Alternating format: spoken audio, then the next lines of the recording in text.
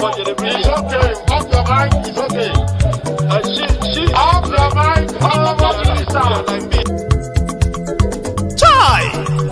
Now wow, people wey suppose talk truth to power don't off mind. And if we talk, now 500,000 they go summer us, call them hate speech. But fear not, my ego don't come. Ingo torchlight every corner, nooks and cranny of all these bad people where they spoil our country.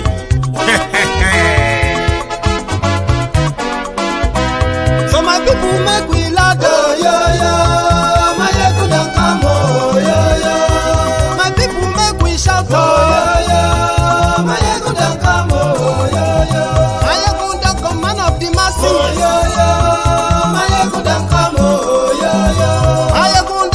political, this one not the off in mind.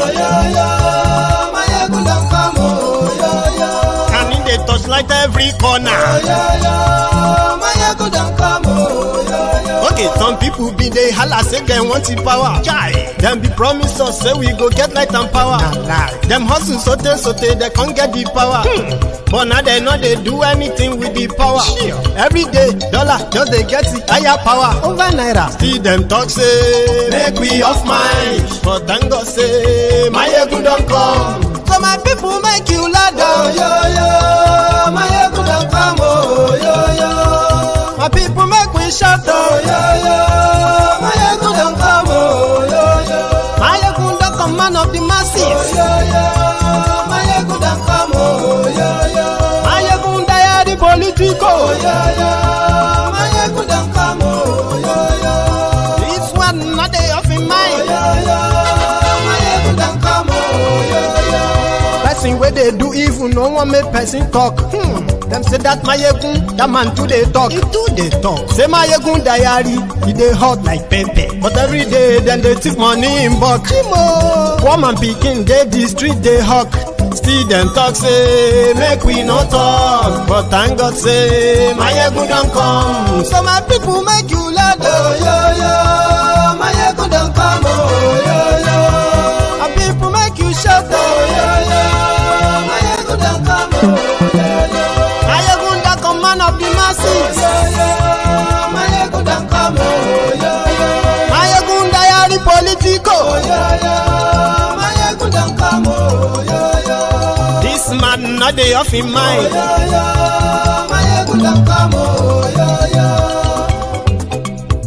Aha.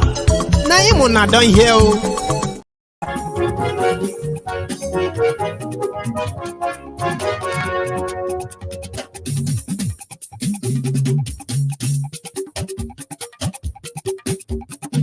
Hello there.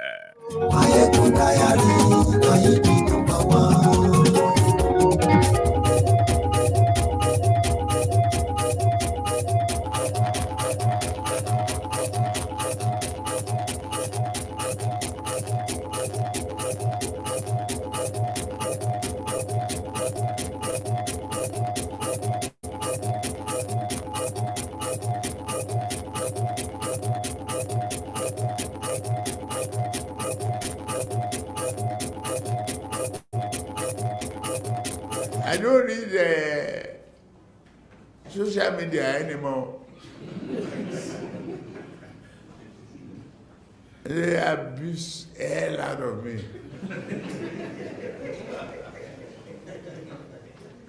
If I read it, I get high blood pressure. I get angry. I don't read it. So, if I want to hear anything, my children or any of my workers will tell me, this one say this one. If I'm tired, I say, please, forget it. I don't read social media anymore.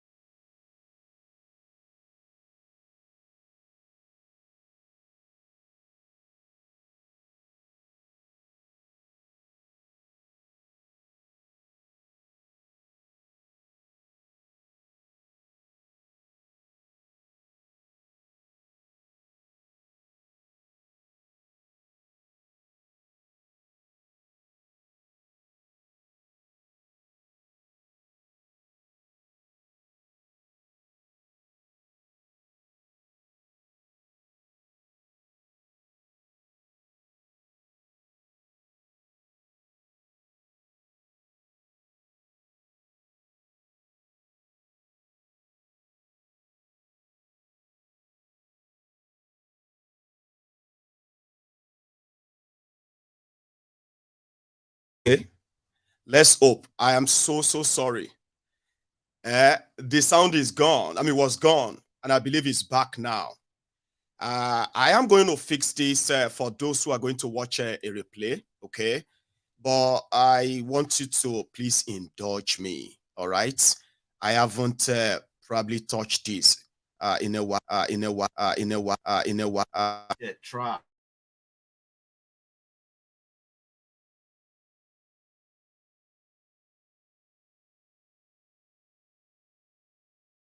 Yes, there he is. He joins me live from the State House. Mr. Dele Alaki, Special Advisor to the President on Special Duties and Communications and Strategy. Thanks for joining us on Network News. Thanks for having me, sir. All right, it's been 2 weeks since the President took oath of office. It's been 2 weeks since he took oath of office, and how would you assess governance within this period of time, particularly regarding some major decisions taken recently? I think it's been very exhilarating. It's been very exciting. It's been very refreshingly different for Nigerians. In fact, President Tinubu has broken all myths in this country. Someone did capture the essence of the last 2 weeks, very succinctly. And the man said, in all his adult life, he's never seen any government hitting the ground running vibrantly, brilliantly, and ferociously, as President Tinubu has done in the last 2 weeks. And that says it all. This man has demonstrated that public trust and confidence can be won. And even in the discussion we had this afternoon, where we were reviewing all kinds of happenings and major government policies, because that's what we do, and that's what he does. He monitors very effectively and efficiently. And we concluded that the action plan, the title of his action plan. I'm giving it a last shot. And then, crossing my kind of mind that it will be fine. And if it's not, I have another alternative. So yes, I've been away. And let me know if this audio is back, by the way. For those of us who are on Facebook and YouTube, let me know if the audio is back, right? I'll read the comments. However, the rider for this broadcast today is, why is everyone that worked with Buhari, why are they on the run? Or have you not noticed? Right. Buhari himself, not on the run, but he is currently in Niger Republic. He left Nigeria a few days ago. Under Tinubu, who happened to be APC versus APC, you have been noticing some changes, some announcements, some bickerings and all of that here and there. And somehow, some of them are elating you, kind of like making you feel like, oh, he's making some decisions. Oh, yeah, he's made some decisions. Oh, he sacked some people. Oh, they've arrested this, or DSS going after that. Those fancy news, like back old days, in the bad old days, when APC, when they took over from Goodluck Jonathan, then they started arresting people. This one stole this. They found bag of money. In case if you have forgotten, you are kind of reliving that moment now. But there are some clarity that you should not be lost on you. No matter how much glitches I get, I am going to do this sermon today, even if I have to switch the camera. Okay? So yes, the criminals who came to fight corruption, majority of them are now on the run because of corruption. And mind you, this is drug lord chasing terrorists and central bank looters. And in the process, he is not actually chasing them for you. Okay? It's like chasing clouds. But at the same time, legitimizing, replacing them, which would ordinarily have happened. Here you get, when a new government comes in, you bring your own team, you start replacing people. But in Nigeria way, to make it look like you are better, you begin to arrest the other criminals to make it look like you are not going to be a criminal. But you are. That's Nigeria. So what Koolu is doing right now is using one stone to kill two birds. Give you something exciting. Arrest Emefiole. And DSS currently are telling Buhari's ministers and those who took appointment under Buhari, APC to APC, DSS is telling them now to not leave Nigeria. More than 20 of them have left Nigeria. They've run away. You'll begin to hear their names soon.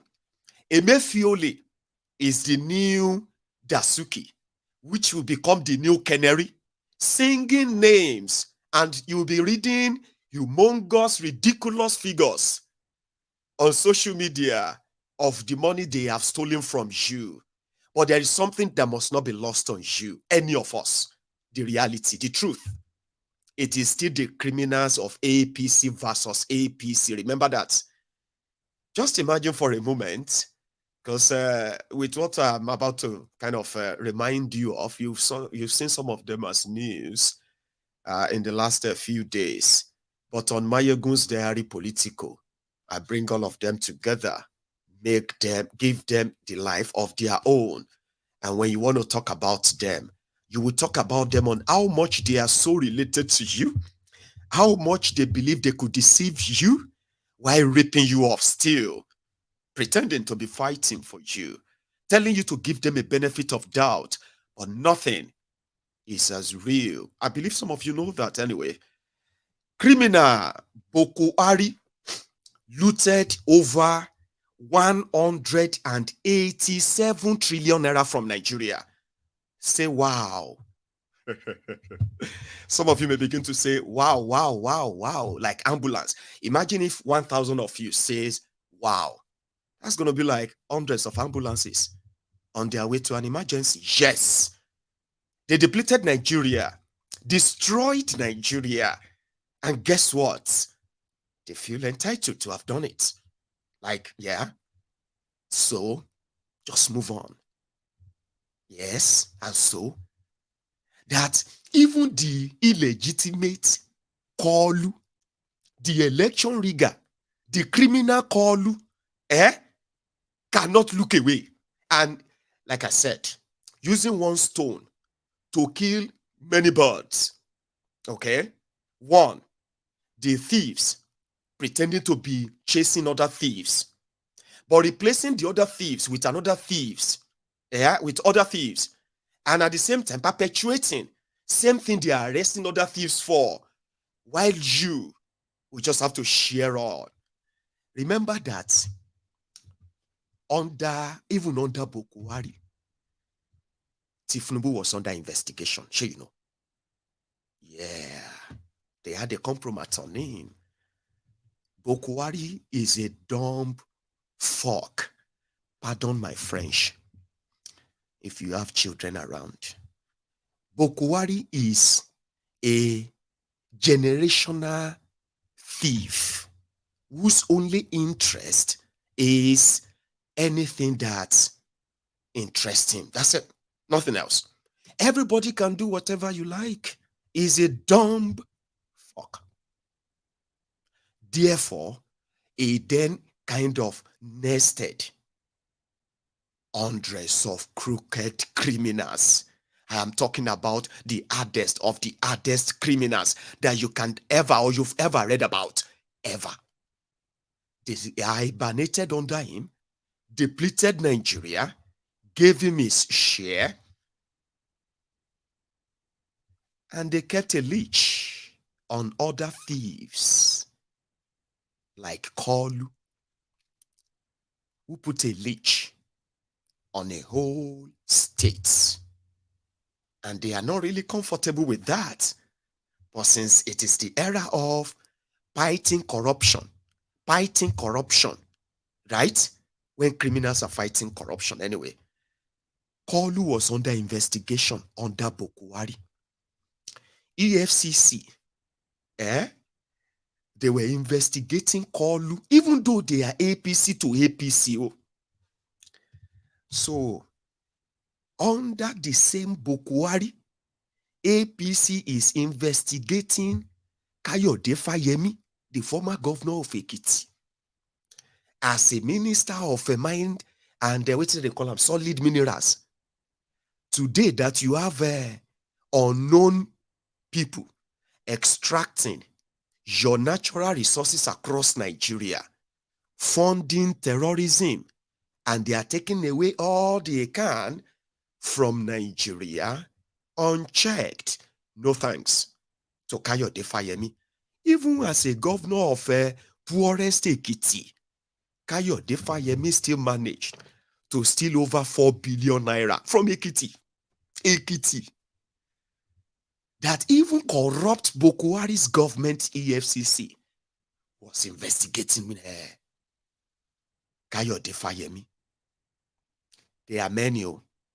But you know, the chief drug lord is now the commander-in-chief of the Federal Republic of Nigeria. You know what he did? He sacked EFCC chairman. Asked DSS to arrest him. While the EFCC chairman is in detention, DSS invaded EFCC headquarters and they carted away documents. The same government and the drug lord is in charge. Remember that. So I'm not asking you to pity anybody here. I am trying to let you know how much of ease it is for them to play on your own emotional intelligence, your weak points. And you know the weakest point of a lot of you is that somehow Nigerians knows that they can't fight their criminal leaders. They can't vote them out. They can't protest against any of their inhuman policies. They will be killed. So you know what they then believe? They believe that somehow, after losing all of that power to their criminal leaders, there is somebody that is above everyone. And that is the Sky Daddy. The Sky Daddy has a way of sharing punishment to these untouchable, undefeatable criminal political leaders and others, including religious leaders. So to average Nigerians, when they see the thieves fighting themselves and hanging one another in public, to them, God is at work. Yesterday, he was riding a convoy. Today, he is inside the prisoner van. To them, they are satisfied. The job has been done. And for the likes of Koolu, a criminal, he can play on that your own emotional intelligence. That is why they send somebody like Orji Uzor Kalu to prison for stealing 11-point-something billion naira from Abia. And based on technicality, the Supreme Court of Nigeria said he should be freed. And at the end of the day, he is back. And you, who felt so happy that somehow, the system sent one of themselves to jail. Anyway, what I'm trying to say here is this. The drama is about to start, and I want to remind you of something. I did tell you that a lot of you will think that the obedient are going to be the first targets of Koolu, using the instrumentality of power to suppress you or go after you, immediately he becomes your presidiot. A lot of you were so shit scared. The moment they must not swear him, I said, calm down.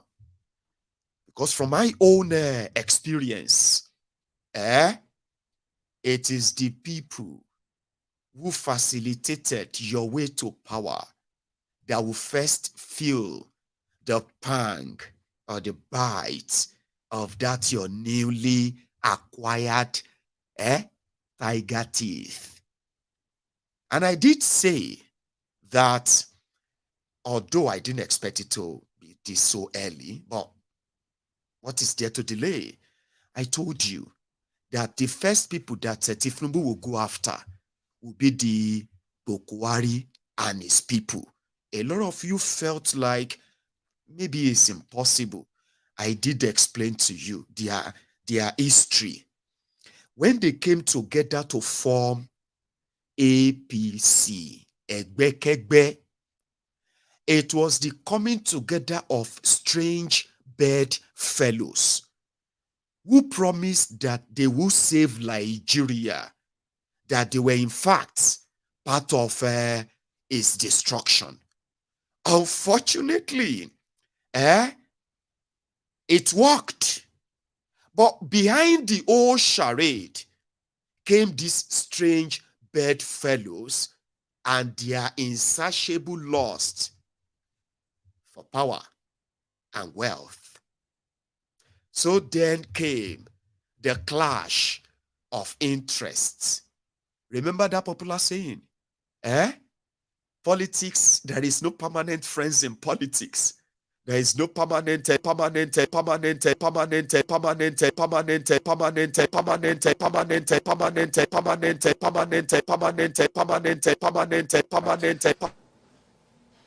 You encourage people to kill other people.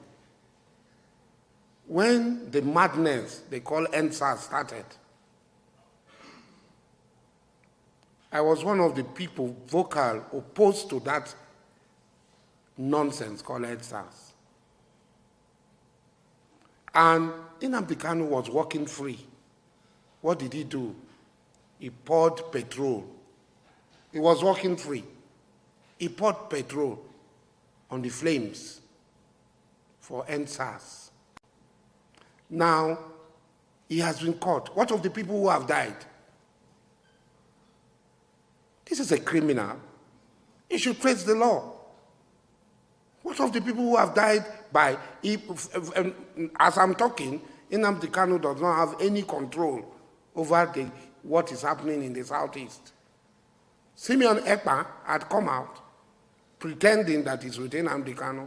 He has actually plotted a coup against Nnamdi Kanu to take over the leadership of IPOB. That is the truth of the matter. So releasing Nnamdi Kanu is rewarding criminality and rewarding gruesome murder of innocent people. He should face the law for the actions and the instigation he has carried out. But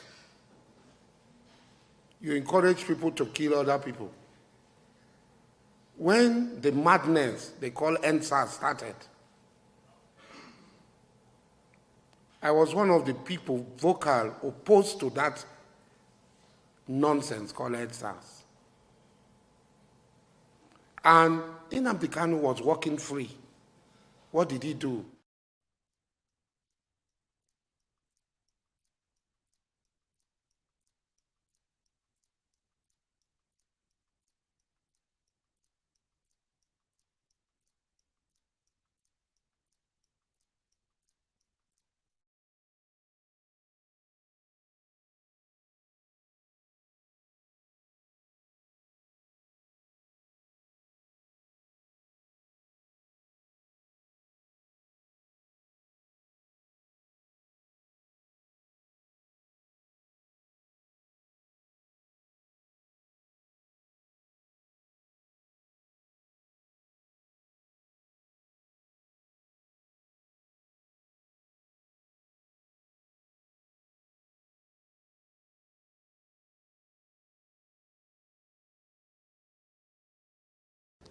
He just to come and say hello to my father.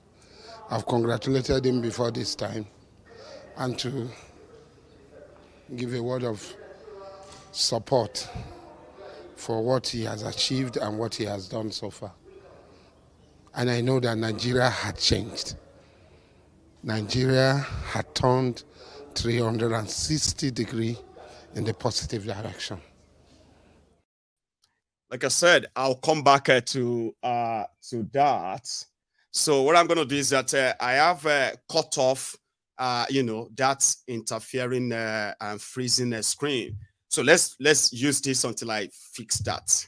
I'm so sorry for that continuous interruption. Okay, and thank you, for your patience. Anyway, don't be bothered about that. That was like intermediary clip. Let's go back to the beginning of what you just watched, and how Nigeria is completely to the dogs. And it's the beginning. Put it that way. One moment. Just before I continue, I want you to please confirm that the audio is still perfect. The video, I've reduced everything that was probably like dragging it. But if the audio is still perfect, I can continue. Let me know about that before we do, okay? Just for a sec.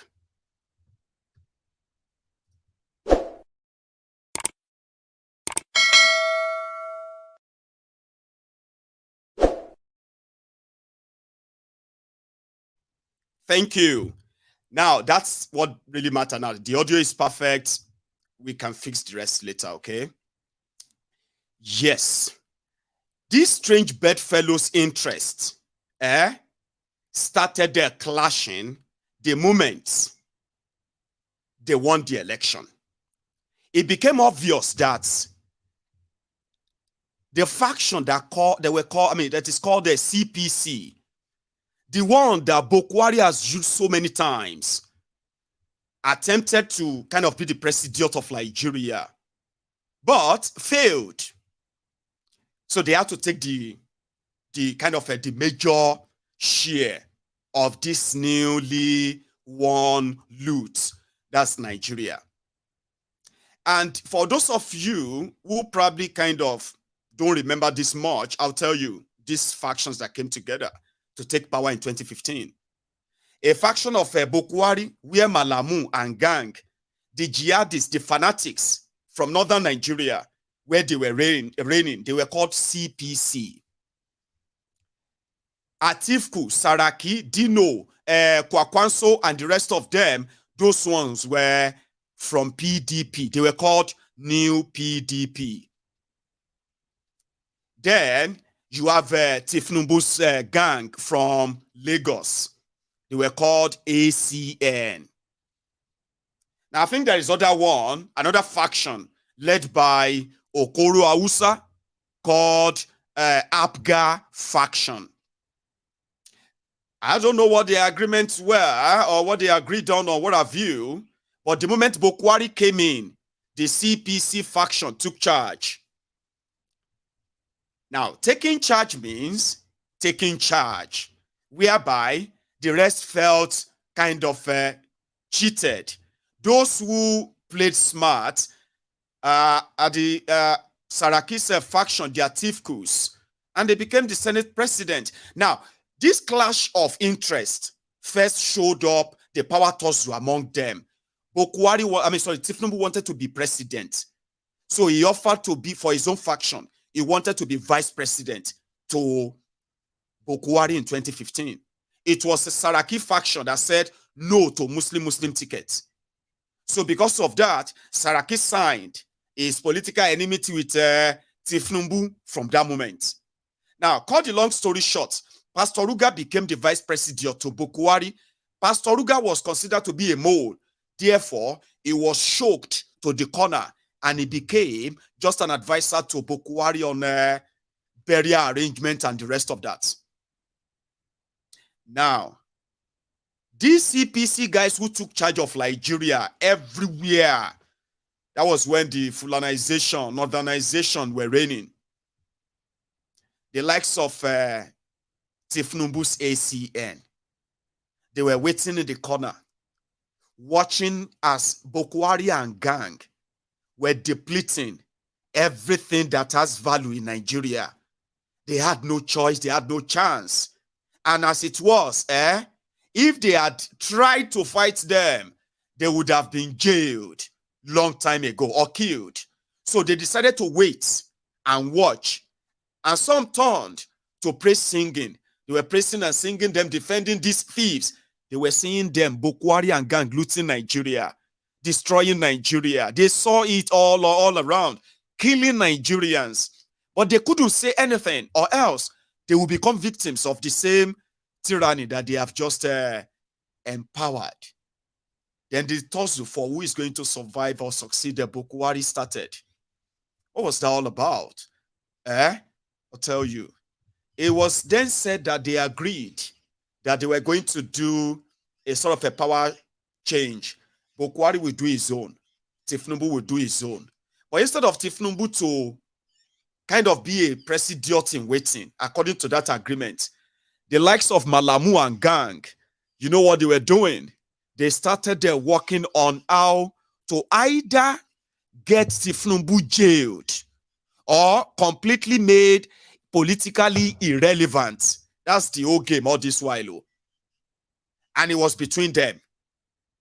So that Koolu managed to put the whole stunt now and in charge. So one, he needs to clean the house. Two, he knows his direct enemies that he needs to crush first. And these are the Buhari's people. Emefiole is just a bait. That's what I should tell you. So today, the Nigeria military, Nigeria Navy, they are currently being sort of challenged by the criminals of yesterday. One of them that you just listened to, Asari Dokubo. So I'm going to put on my light again, and then just keep my fingers crossed that it's not going to.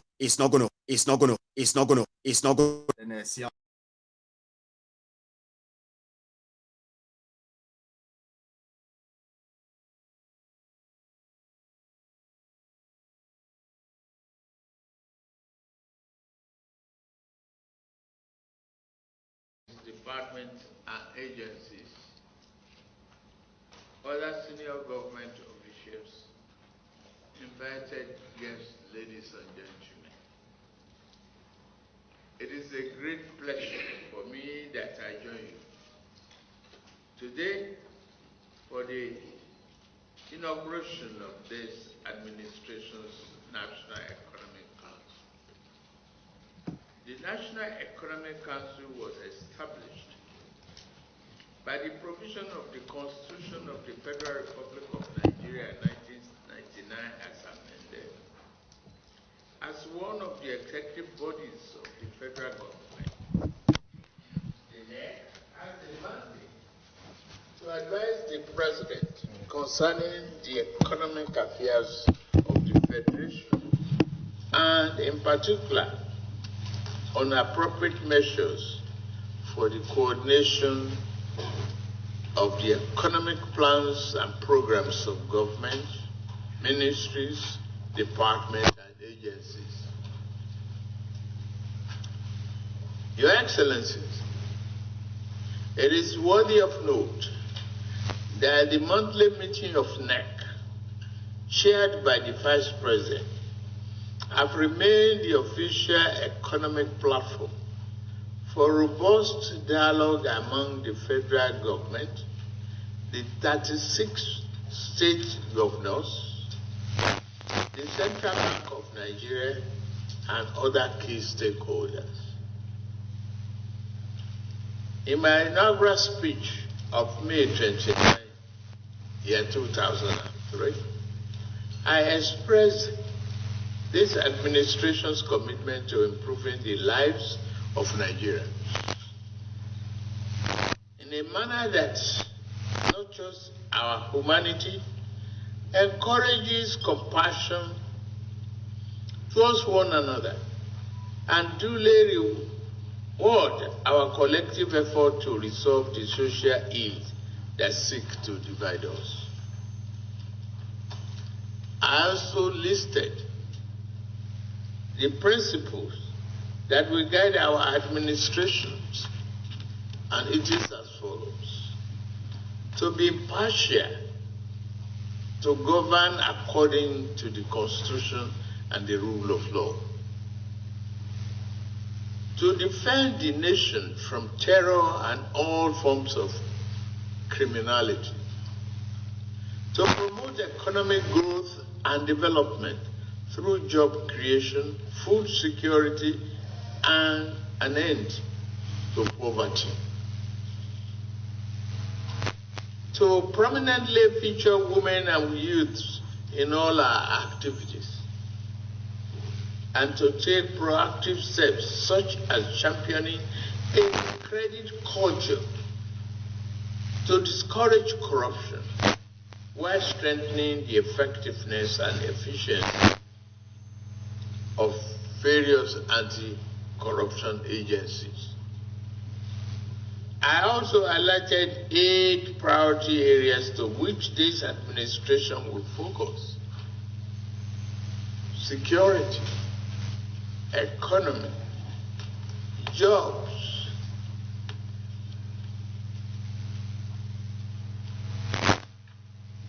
agriculture, and infrastructure. We have already taken significant steps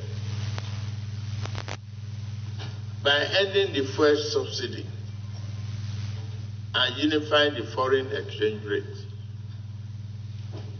This government will continue to transform our nation's fortunes and bring about unprecedented development through good governance.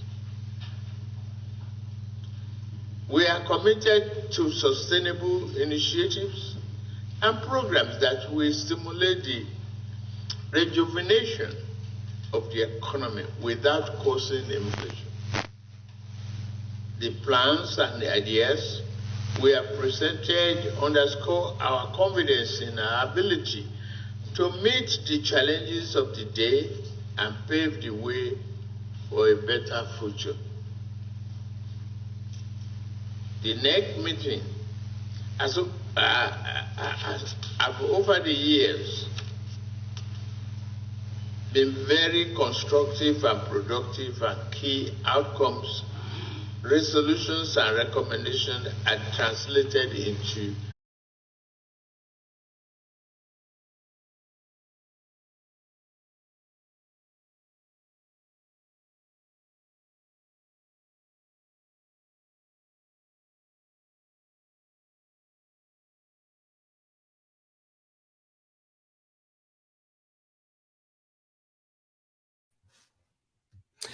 Right. Thank you so much, everyone. So far, so good for your patience. It's been a kind of, a terrible experience this morning, but we will continue. Thanks for listening to that. And in order kind of to share us up a bit, I have decided to leave this, this convo on the APC stuff just to kind of have a mid break and then move to something that can be, in between. And this one is coming from a newly elected member of House of Representatives from Kano. Now, let me tell you the story behind this before I play you this clip.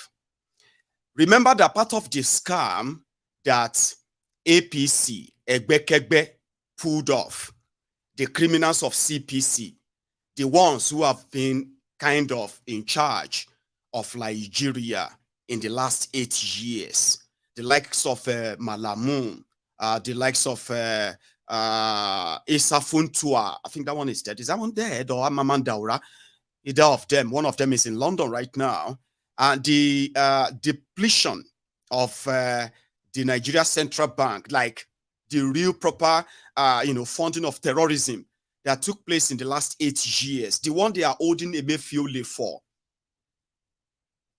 There is one thing that you need to also know.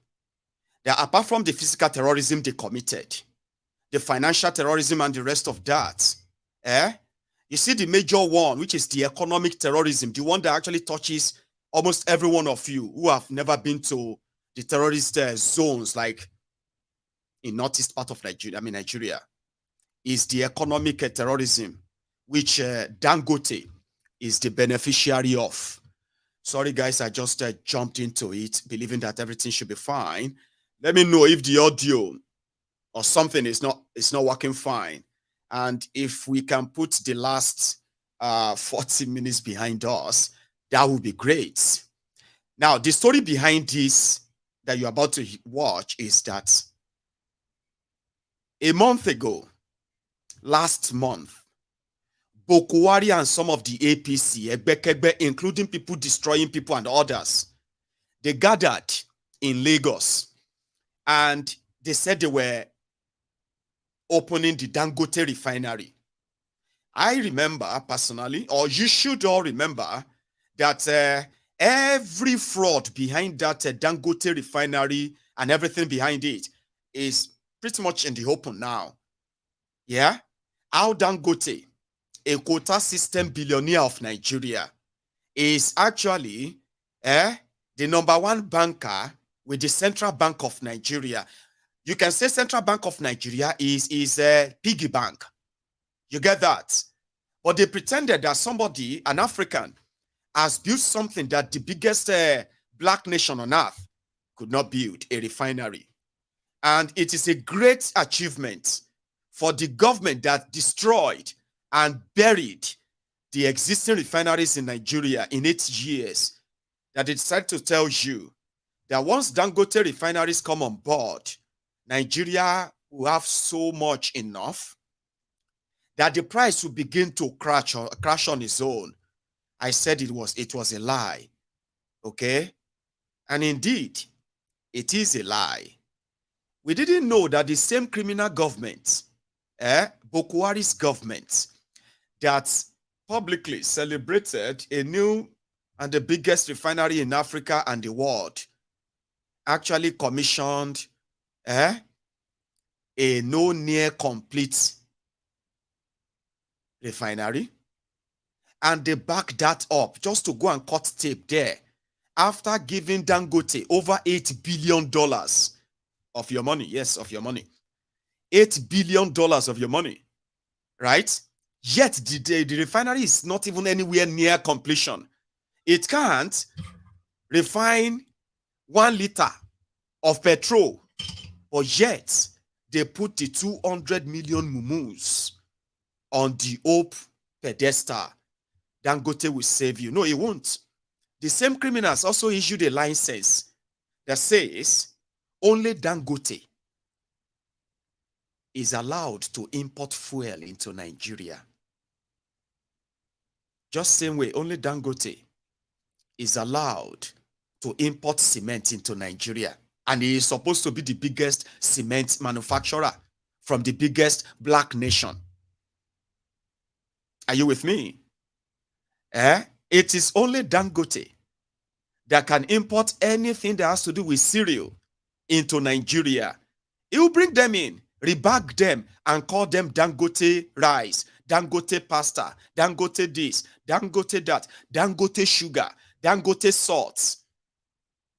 When every ship that batch in Lagos, every 10 ship that batch in Lagos, 5 of them are carrying the stuff that are on the contraband, banned stuff. They are there because they have Dangote's insignia, federal government cleared. Here you get. So Dangote refinery is not going to give you fuel. You were cursing people, fighting people, calling them names because they told you the truth, right? And today, you now realize that the monopoly of Dangote being able to sell the petroleum products in Nigeria at his own choosing price, they've set the stage for him already. And if Nigeria is going to pay subsidy on petroleum, which they are going to pay, Koolu is going to pay subsidy. Forget about subsidy, it's gone nonsense that some of you are repeating. It's not gone anywhere. Now, when they will pay that subsidy, they will pay it to Dangote. You will pay Dangote. Nigeria will pay Dangote. And guess what? The shareholders of the Dangote refinery that is producing nothing will be smiling to the bank because Dangote will be making money for them in the name of petroleum. You dumb fuck. This is how that work, eh? Now let's go back to the coming together of these criminals. So somebody now put that up, like they should revoke that license. How could you just give, if you say you want to make the market demand and supply, you know, this market is about demand and supply. Are you with me? So if you need 10 cup of tea, and I could supply you all the 10, and I will decide how much I'm going to sell each cup. So I can tell you each cup of tea would be 10 naira per cup.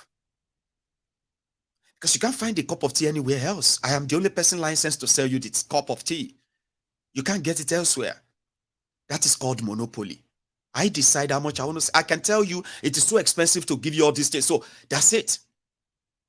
But where you have a normal market, a normal economy, not quota system economy that you have in Nigeria, that is breeding poverty, you have limited choices. The government of Nigeria, the criminal politicians in Nigeria decide whether you are going to lead a normal life, a standard good living, or a wretched life. And this is how it's determined. Now, if we have 20 people who have different kind of cup of tea, so, and I know there are other people you can go to.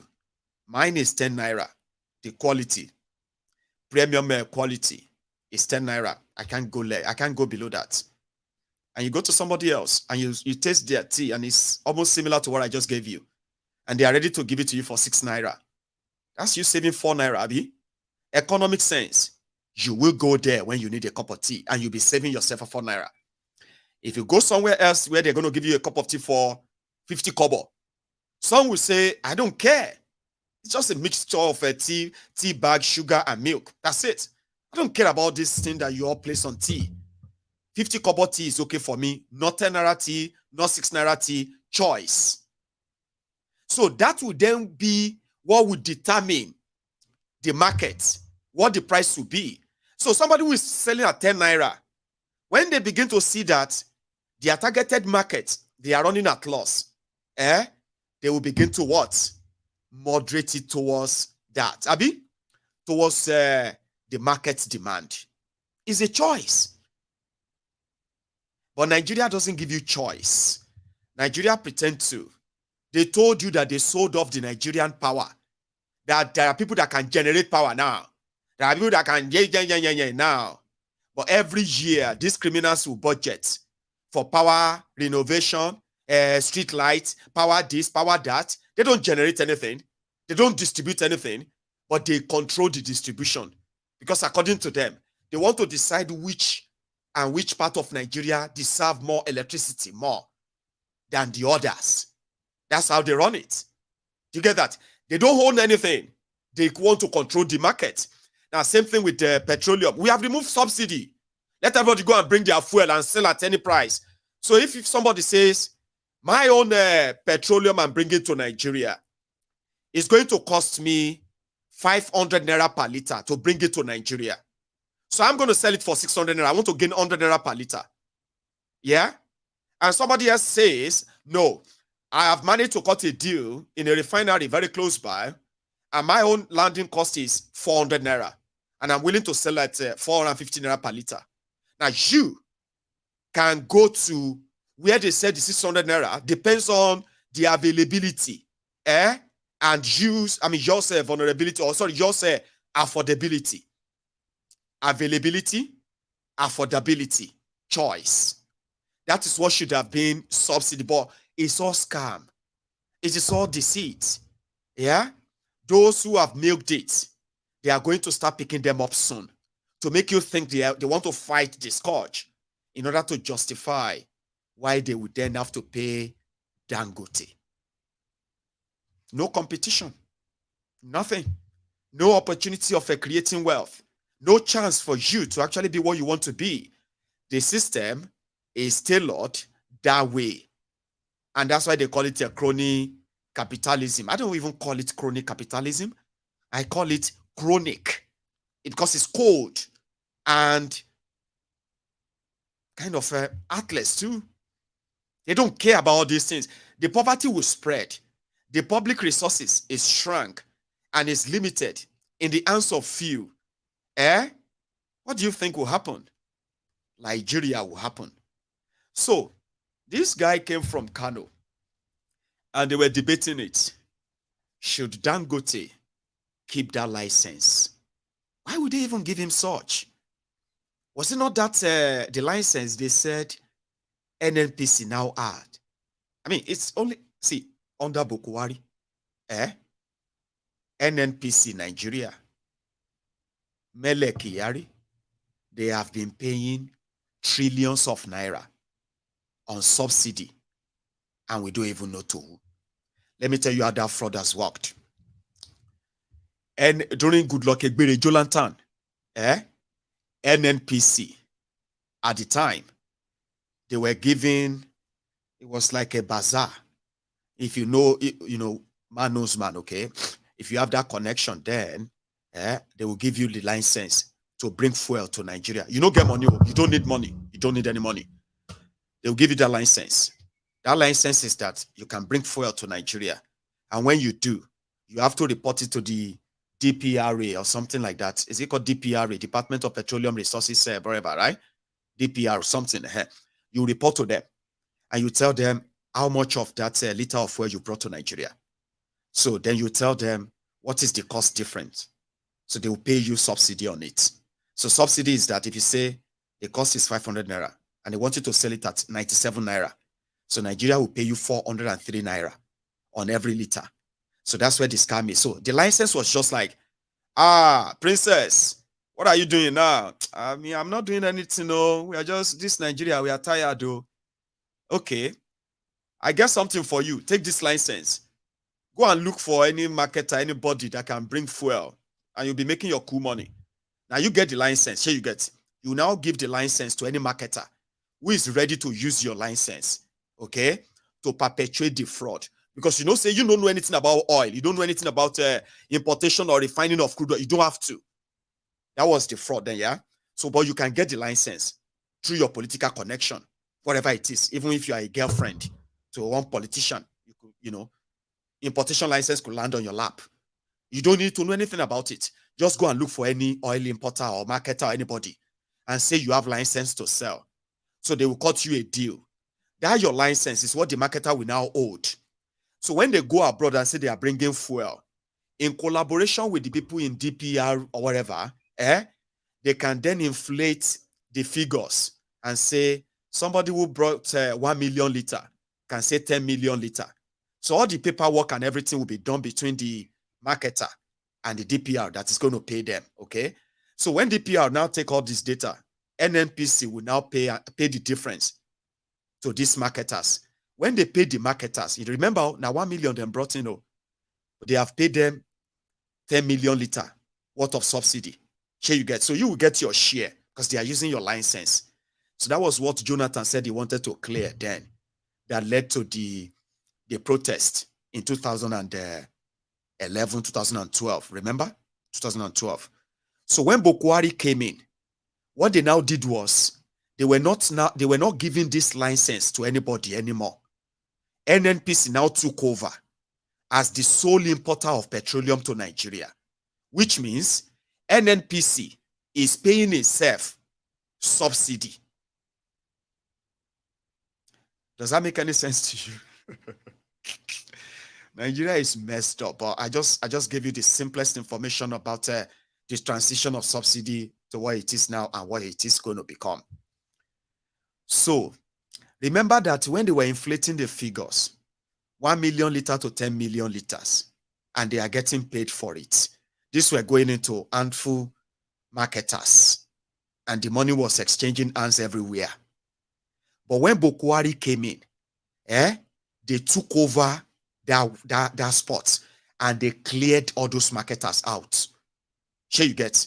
So it became something that NNPC is now the one who is now going abroad, sending people abroad to take Nigeria crude oil, refine it, bring petrol, bring diesel, bring kerosene, and everything else that comes with the crude oil, is the profit of those who took your crude oil.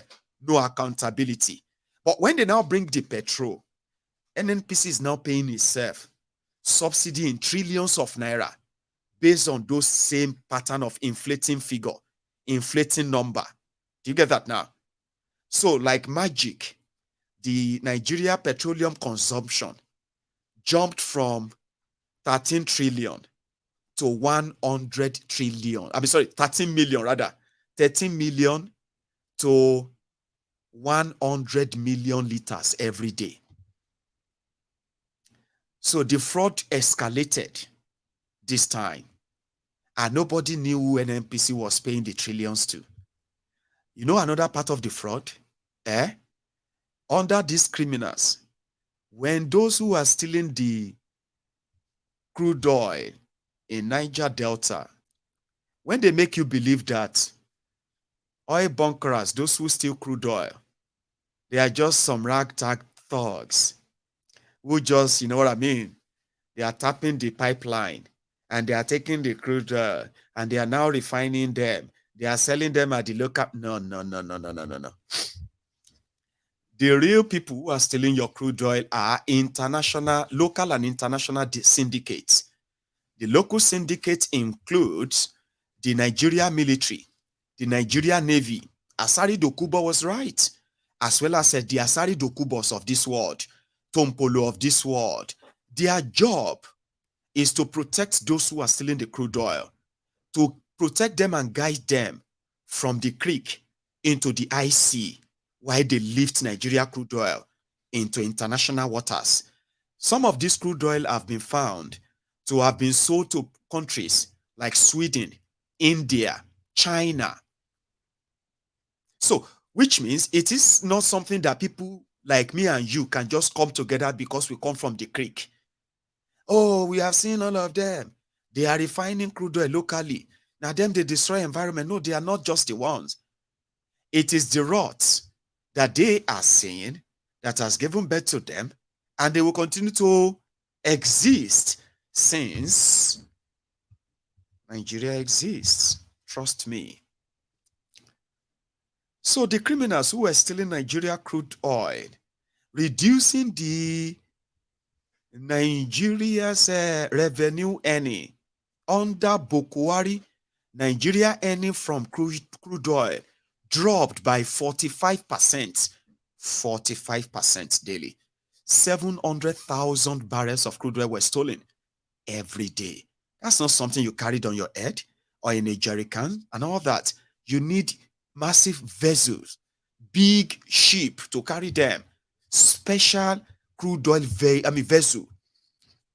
You need crew member that will load them. You need security to guide you against pirates. And all of these are like state coordinated criminal syndicates, all from the presidency, which Buhari is very much aware of. Now, since Nigeria was losing money from crude oil, Forex, dollars, is not forthcoming to Nigeria like before. And the few that was coming, they were expending it on payment for subsidy. Nobody knew who they were paying the subsidy to. Nobody had a clue. And in a space of 8 years, Nigeria paid over 11 trillion naira on fuel subsidy. Under the same period, Nigerians paid more for a liter of fuel like never before. And it's so kind of unbelievable, unexplainable. So when Koolu came and he said subsidy was gone, just like a miracle, the daily usage of petroleum usage in Nigeria, every day dropped from 100 million every day. Can you believe this? To 43 million. Haba.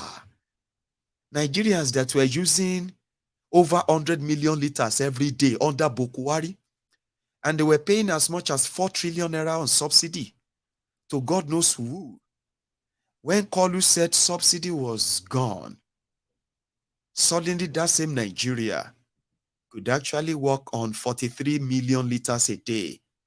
Remember, before these criminals came in, the daily usage, petroleum usage in Nigeria was statistically put at 13 million liters a day. And statistically, Nigerians became poorer under Buhari. Statistically, businesses in Nigeria, more businesses shut down in Nigeria. In 8 years, 4.9 million businesses left Nigeria or died. In 8 years, over 60% of Nigerians are currently unemployed, jobless because of this. Statistically, Nigerians are poorer than they were before the end of colonialism. Can you even believe that? India is considered the largest or the biggest, which one is large? Most populated country in the world. China, India, be China. Anyway, please, that's not the context of what I'm trying to achieve. India has over a billion people. And according to the world data, India has one of the largest number of poor people. But guess what? Nigeria, with a questionable 200 million population, is currently the poverty capital of the world. Do the math. Under these criminals, ask yourselves, is it the economy that is consuming more petroleum? Is it the household that is consuming more petroleum? Is it your cars that are consuming more petroleum? What is consuming more petroleum under Buhari that made you poorer? Your currency more devalued? Tell me, statistically, it doesn't make any sense. Statistically, you couldn't have there's nothing to back it. So which means even the figure of 43 million daily is just a poster picture to make you get ready that they still want to pay subsidy. But to who? This time, to Dangote. So, give me one little break. I won't blow my nose. I won't make you listen to Dele Alakori, as they are already carrying you through the journey of that deceit. Yes, there he is. He joins me live from the State House. Mr. Dele Alakori, Special Advisor to the President on Special Duties and Communications and Strategy. Thanks for joining us on Network News. Thanks for having me, sir. All right, it's been 2 weeks since the President took oath of office. It's been 2 weeks since he took oath of office, and how would you assess governance within this period of time, particularly regarding some major decisions taken recently? I think it's been very exhilarating. It's been very exciting. It's been very refreshingly different for Nigerians. In fact, President Tinubu has broken all myths in this country.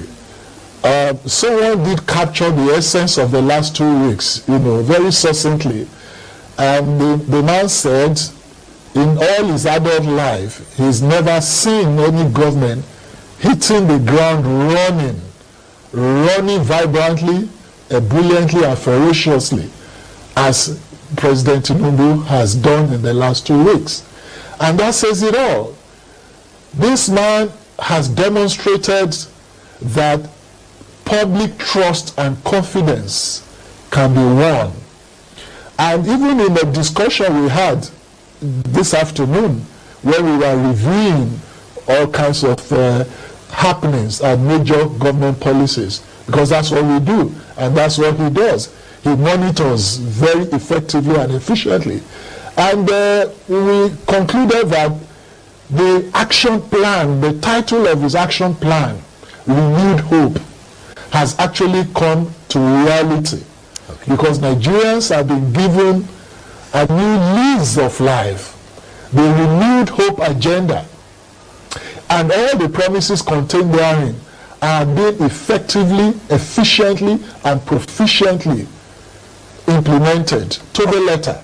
Okay. So therefore, right, there is what you call promise made, promise kept. Fine.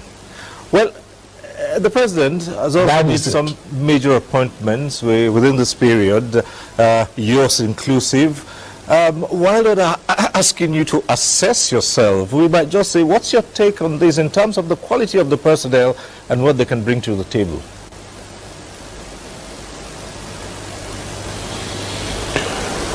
Can you come again? Well, I said the president has also made some major appointments within this period, including yours. Now, while we're not asking you to assess yourself, we might as well ask what you think about the quality of the human resources and the probable impact on governance, what they bring into the table. Well, the personalities, the antecedents, the track records, the experiences and exposures, selective and common, of those people appointed speak for itself. For instance, if you analyze each person on that list and you study the antecedents of each person, you come to the conclusion that these are round pegs in round holes. And the list has, as short as the list is, it has attempted very effortlessly to cover all areas.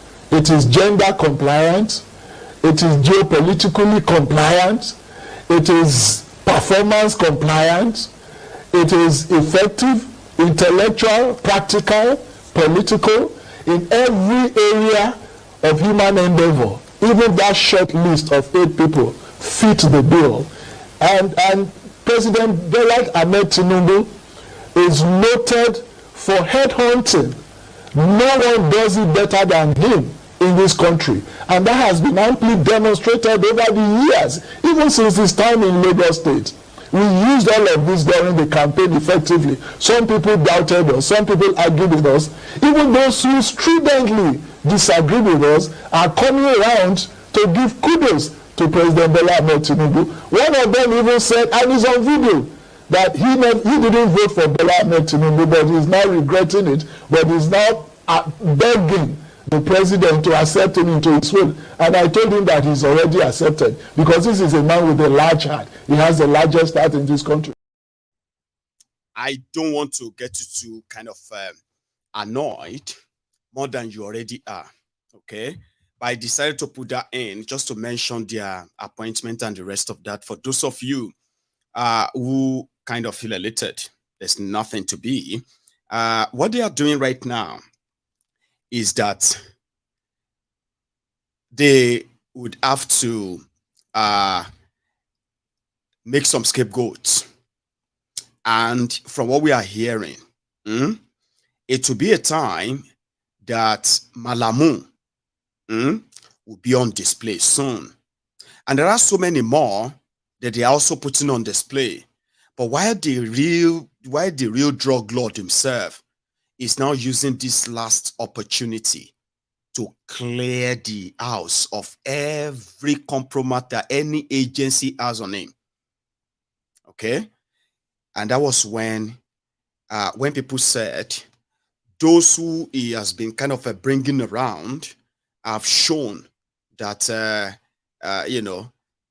it's just going to be a matter of time, okay, before it's going to be obvious to a lot of you that indeed escapades, the criminals, have really taken over. It's called state capture. Some call it a deep state, but it will be dog eat dog for some time. Now let's take a look at something. The issue of bunkering and stealing crude oil in Niger Delta has been pretty much like in existing as long as Nigeria has been in existence, put it that way. It just got worse and bad. the likes of Asari Dokubo have been given a red carpet into the seat of power of Nigeria. But the likes of Asari Dokubo, they are that, I want to give it a description, they are that kind of local terrorists that we don't kind of want to see as terrorists simply because they exist because of the failure that Nigeria represents as a country, the failure of leadership, failure of everything. I will explain. Hear me out. The likes of Asari Dokubo came to prominence because they made people believe that they were fighting for the negligence, marginalization, environmental degradation, and destruction of Niger Delta through oil and gas exploration. People are dying in that part of Nigeria that just anyone could stand up and say, I need to fight for people. That was what brought about these guys. But fighting for people that have seen those who peacefully ask the government and everybody doing business in that part of Nigeria to take responsibility for the environment, the people, and they have seen them killed. So when the likes of Asari Dokubo picked up arms, they turned to local heroes, especially for the young people from that part of Nigeria.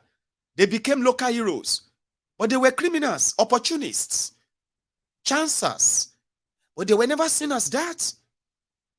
You know why? I'll tell you.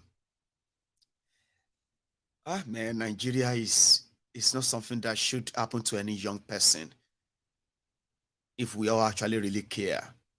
Or not be all of us care anyway. Trust me. The level of poverty, deprivation and depreciation that you will witness in the oil-rich Niger Delta of Nigeria, if they continue to make documentaries about them, they are enough for some of you to kind of, start a civil war. I'm not joking. I mean, pick up every politician, Yoruba, Igbo, Hausa, everybody. Pick all of them up, put them in a trash and tow them to the trash site and dump them in a trash site and, kind of don't ever deal with them anymore. But unfortunately, the level of poverty there has become the battle of survivor. Do whatever you can to succeed, to survive. It wasn't anything that has to do with the people, right? So forget about the politicians. So the likes of Asari Dokubo made the local people see them as those fighting for them that would then make those who abandoned them to do the right thing. But because they couldn't just do that peacefully anymore, they needed to show them that they are ready for war, and they will blow up all the pipeline, blow up all the oil rig, send everybody away. And they actually did that until Yaradua came and just dipped them in fortune, their money, it should be, you say. So over time, the likes of Asari Dokubo, using drugs, money, poverty, to rally and mobilize young people to make them believe they are fighting for their fatherland. Not knowing that putting together a small army, armed army, in that part of Nigeria, it is kind of economically sensible to give them crumbs, which they will see as wealth. That little of them, than to let them disrupt the whole largesse. They are raping the entire country. So the likes of Asari Dokubo, a local hero with oil money and some other money to procure weapons, intimidate those they can intimidate, extort those they can extort, and then make some kind of loud political noise. That's the game, isn't it? Indeed, like I said, is like exists because of a failed country that Nigeria represents. Don't ever forget that. But they are the terrorists you don't like to call terrorists. What do you mean? They are fighting for our people. Strange people are coming to take our crude oil. They are taking our crude oil to go and develop Abuja. They take our crude oil to develop Lagos. They are using our crude oil to develop all these places. Look at us. We are living in swamp. It is the like of Asari Dokubo that fight for us. That is why all these small boys, they can be able to feed their wives. They can be able to put some clothes on. And they can be able to actually feel like they are alive, even though they are not. And it was the likes of Asari Dokubo that gave political strength and life to the likes of Koolu Tifnubu. You know the story. You call them touts, agberos. These are violent, terrorizing people that you know. They are so violent that they can kill. And you believe that they are so covered, that even if they get arrested, jailed, they will be out in no time. And they'll be back, prominent again in the same society, mingling and mixing and doing like nothing happened. You know that. You call them thugs. You call them touts. You give them some fancy names to make them look less dangerous. Not like Boko Haram, Fulani terrorists. Those ones are kind of like mean, dangerous, yeah? They are local terrorists. And today, they are those in charge of your Nigeria. Unfortunately, Asari Dokubo, which personally, I know it is not good to diagnose people. Here you get. I personally feel like Asari Dokubo has been suffering from a very terrible mental disorder. And that mental disorder is called personality, what is it called again?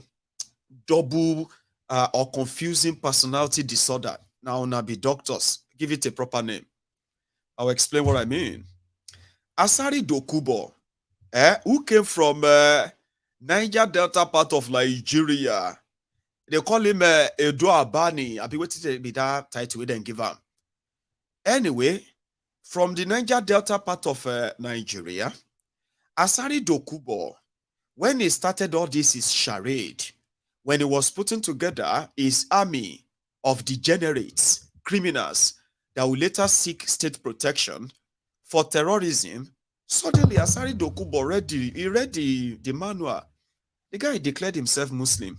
He called himself Alhaji Asari Dokubo. And he started living the life of an Alhaji, a Muslim. Because probably they told him the playbook of Olushola Saraki, Bukola Saraki's father. The one that always actually have to put people together in Nigeria. He will give them money. He will give them food. And they will be singing La ilaha illallah, La ilaha illallah. And he will record all the video and he will go back to Saudi Arabia. And he will tell them how much he's been working to spread Islam across Yoruba land, southwest Nigeria. And it is growing. Saudi Arabia will now give him money. Bukola Saraki will come to Nigeria, act like a big man, a very rich man, powerful politician, and then a very religious politician, but he's actually a crook, a criminal, somebody who single-handedly ran down a bank, Southern General Bank, a whole bank.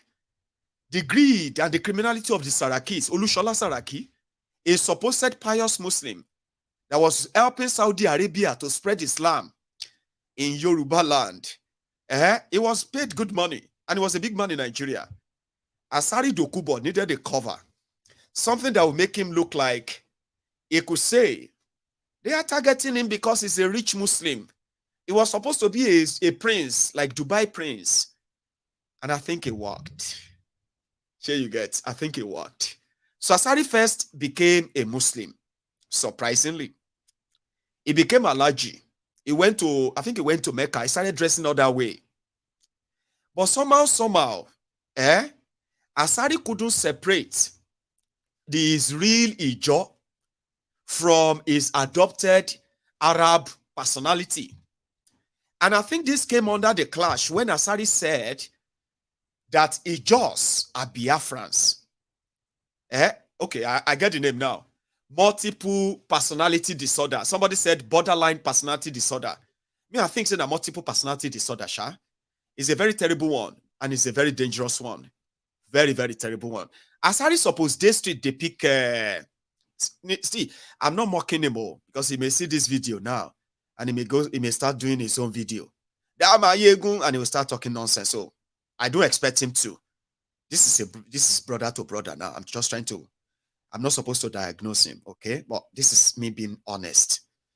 Some said borderline personality disorder. I think it is multiple, but maybe it's the same, borderline. It's supposed the power line for Port Harcourt, they pick the way Nigeria no get healthcare system. Or Asari supposed the power line for Port Harcourt, they pick trash like a madman. Where people go to say, see this madman. Here you get. But again, he's been able to play his script very well, which means he may not be mad after all. Yeah. So this multiple personality disorder came under probe when Asari Dokubo, Asalaji Asari Dokubo, started questioning or started kind of telling those who are supposed to be Biafrans why Islam is this and that kind of created a problem between him and Mazi Nnamdi Kanu. And somehow, Asari Dokubo, where they show us guns, Asari Dokubo, where they tell us, say, the only reason why Nigeria still be Nigeria because the Niger Delta people never cut out of Nigeria. The day Niger Delta people cut out of Nigeria and follow the Biafrans, Nigeria will, here you get. I mean, his videos are out there. Asari Dokubo doesn't believe in Nigeria. Here you get. Just like Koolu, Tinubu doesn't believe in Nigeria. Listen to me. Your leaders don't believe in Nigeria. I have said this many times. You have called me names. You have abused me. You have kind of, it makes you feel better. But at the end of the day, you always come back to what I said. You don't treat what you love like that. Share something. See, your family, where you love. I'm talking about those of you who say then raise with love. Not be all of us then raise with love. Some of us maybe say, let's be honest. Some of us, they don't raise us with love. Some of you right now, they don't raise you with love. Love now something will be say strange. If anybody show you love, if you say, man, you begin to feel like say they won't take something from you, or they won't do you something. That kind of thing, They didn't raise you at home with love. Now stoning and ekwe curses upon curses. You this Olori Buruku son. You see, you this, you don't go make you this share, you know what I mean? Like, you this unfortunate child. I didn't kill my own parent. Don't come and kill me. If you want to die, go and die on your own. But there are people who are raised with love, for real. Oh. Don't be like some of us will say any small thing like this, I don't throw bottle. You go dodge like that. Anyway, when I said it, like something you love, you don't treat something you love bad, do you? Let's be honest, something you love, your family, your children, your partner, your job, your business, something you love, you care about, you care for them, you protect them. You want the best for them, don't you? Share your leaders. They are the luckiest.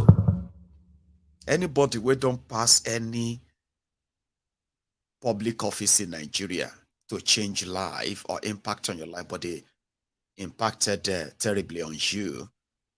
They were luckiest. They are the luckiest. They have everything you probably will only pray for. everything when they are serving in public. So what do they owe you? To treat you right? Treat us right? Do the right thing? Be responsible? Is that too much? Eh? Is that too much? So if I tell you that these guys don't love Nigeria, you turn around and say, now you don't love Nigeria, Mayegun. Now you, every time, it's not me. So the likes of Asari Dokubo, who are now the product of that failed country, at the end of the day, they ended up being the burden on that same people today. So when Asari under Buhari, the people of Niger Delta, they were not treated. Yeah, the people of Niger Delta were not treated anything better. Ogoni cleanup is a scam that should annoy everybody from that part of Nigeria. The oil spillage in Niger Delta has gotten worse. Do you know that? The health conditions of ordinary people in places like Imo, Edo, even Edo, Imo, Edo, Akwa Ibom, Rivers, Abia, Imo, where else again? And all these places, Bayelsa, due to gas flaring, oil spillage, that have contaminated their source of water supply, contaminated their soil, the food that they are managing to actually grow have all been contaminated. No real medical service or health insurance. Nothing changes, nothing improves. And the likes of Asari Dokubo, the only time he was in the news was when he was fighting Nnamdi Kanu for who is more supreme and who is more powerful, who is more this and that. The other time he was in the news was when he was complaining that Buhari was going to be paying government Tompolo 4 billion naira every month so that they can continue to protect the pipeline, taking crude oil out of Niger Delta to God knows where. And nobody have a clue how much of that is being taken and to where. So the likes of Asari Dokubo are the good example that Nigeria has failed. The likes of Tifnumbu as your idiots, they are the textbook definition that Nigeria has gone to the dogs. Now you can hope and wish on a lot of things, but wishes don't fix things. Actions does. So, like I said, what is the difference between Asari Dokubo, government Tompolo, and the rest of them who became kidnappers in the creek, all for fighting for their own share of the oil money? And then the Boko Haram terrorists, Fulani terrorists that are kidnapping you, and their reason for doing all of this, for kidnapping and killing you, is because they want you to accept Islam as the religion of Nigeria and then give up your land. These things are coming with conditions. So if you call the likes of Alhaji Shekau a terrorist, and then you have a militant, yeah, that's what I said, like perception. Perception is everything, Abi. Asari Dokubo is a militant, okay? Alhaji Shekau is a terrorist. Alhaji Shekau want Islam to be the religion of Nigeria pretentiously, but they are actually after the mineral resources that a lot of you don't even know their names. Your government won't tell you why they can't protect you, why jihadists are killing farmers, when we all know that everybody needs food. Should not be all of us need food, ni. Even terrorists need food. Why are the terrorists killing farmers, destroying their farms? Because of something under their ground. But if they say it is in the name of Fulani, this in the name of Allah, at least maybe some of you can pick up your phones and defend them. Because anybody who talks about them is attacking Islam, and you would never let that happen, would you? Yeah? These terrorists, these Boko Haram terrorists, they are using Islam. They are Islamic terrorists. They are this and that. And you are offended. Sure, you get what I mean? But it's not about Islam. We all know that it's not about Islam. But when your criminal politicians are using a religion already, and then the terrorists who are chasing after your natural resources that are finding their ways out of Nigeria unaccounted for, and nobody is being arrested for that. So you can call them terrorists. But the likes of Asari Dokubo, who are also protecting those who are oil thieves, those who came to steal your crude oil without giving you a dime, they need protection too, Abi. And the terrorists also need some money too. At the end of the day, it's a deal for all of them, but the people they pretended to be all fighting for, or the religion they all pretended to be all fighting for, you realize that they actually doesn't matter. They don't. So Asari Dokubo, the day you had Koolu as your president, and you had Ibori, and you had a lot of other criminals that they didn't tell you have already visited.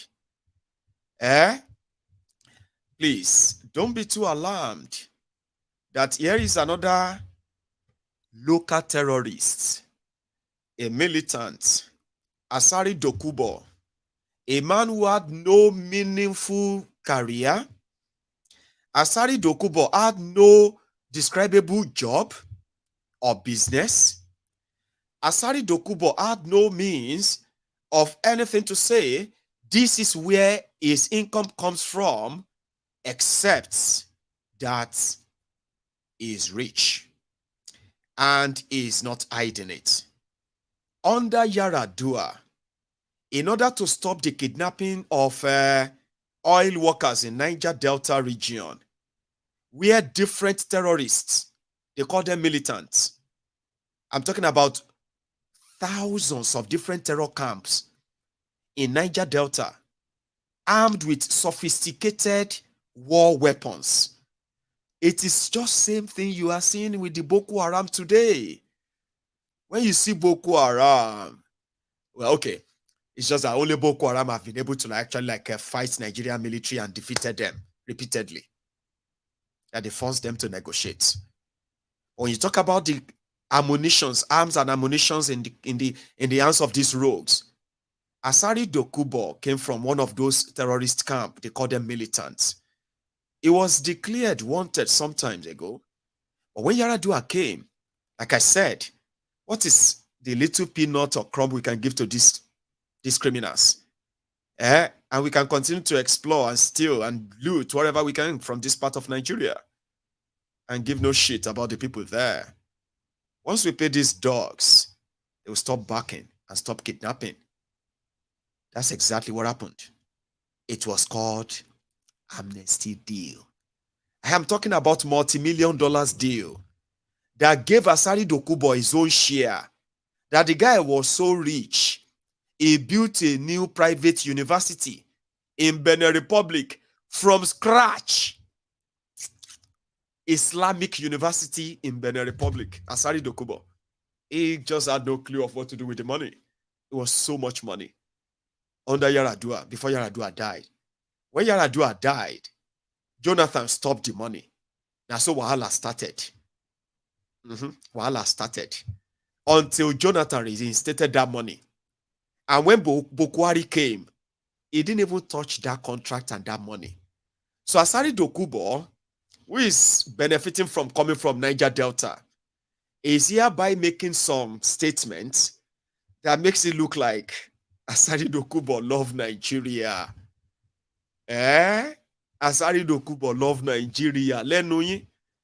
So today, Nnamdi Kanu, again, if you don't know anything or what to say or do, about this effed up Nigeria.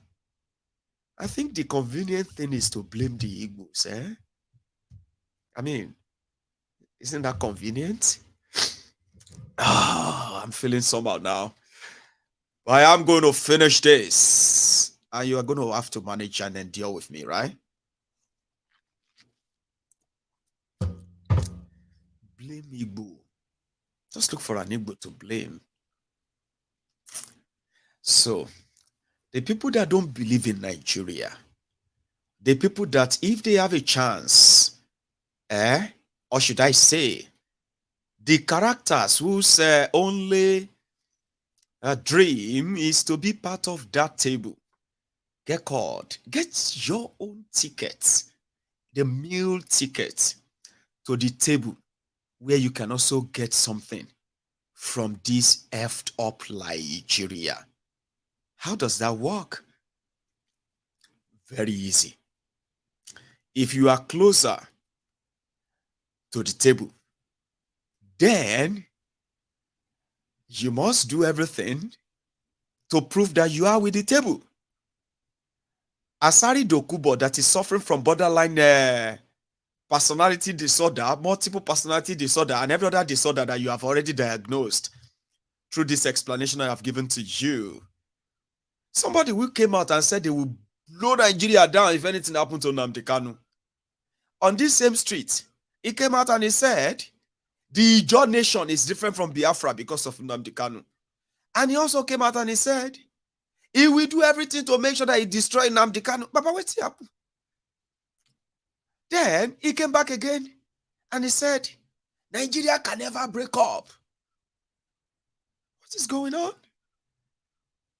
And he had a chance. And today, while I was away, Asari Dokubo, a once wanted criminal, a once wanted terrorist, a cash out guy who is just flowing with the system, unfortunately. Alhaji Asari Dokubo went to go and see Koolu inside the Asari Rock villa. And guess what was his priority? Nnamdi Kanu. Nnamdi Kanu. The people of Niger Delta still have no drinking water that is publicly provided.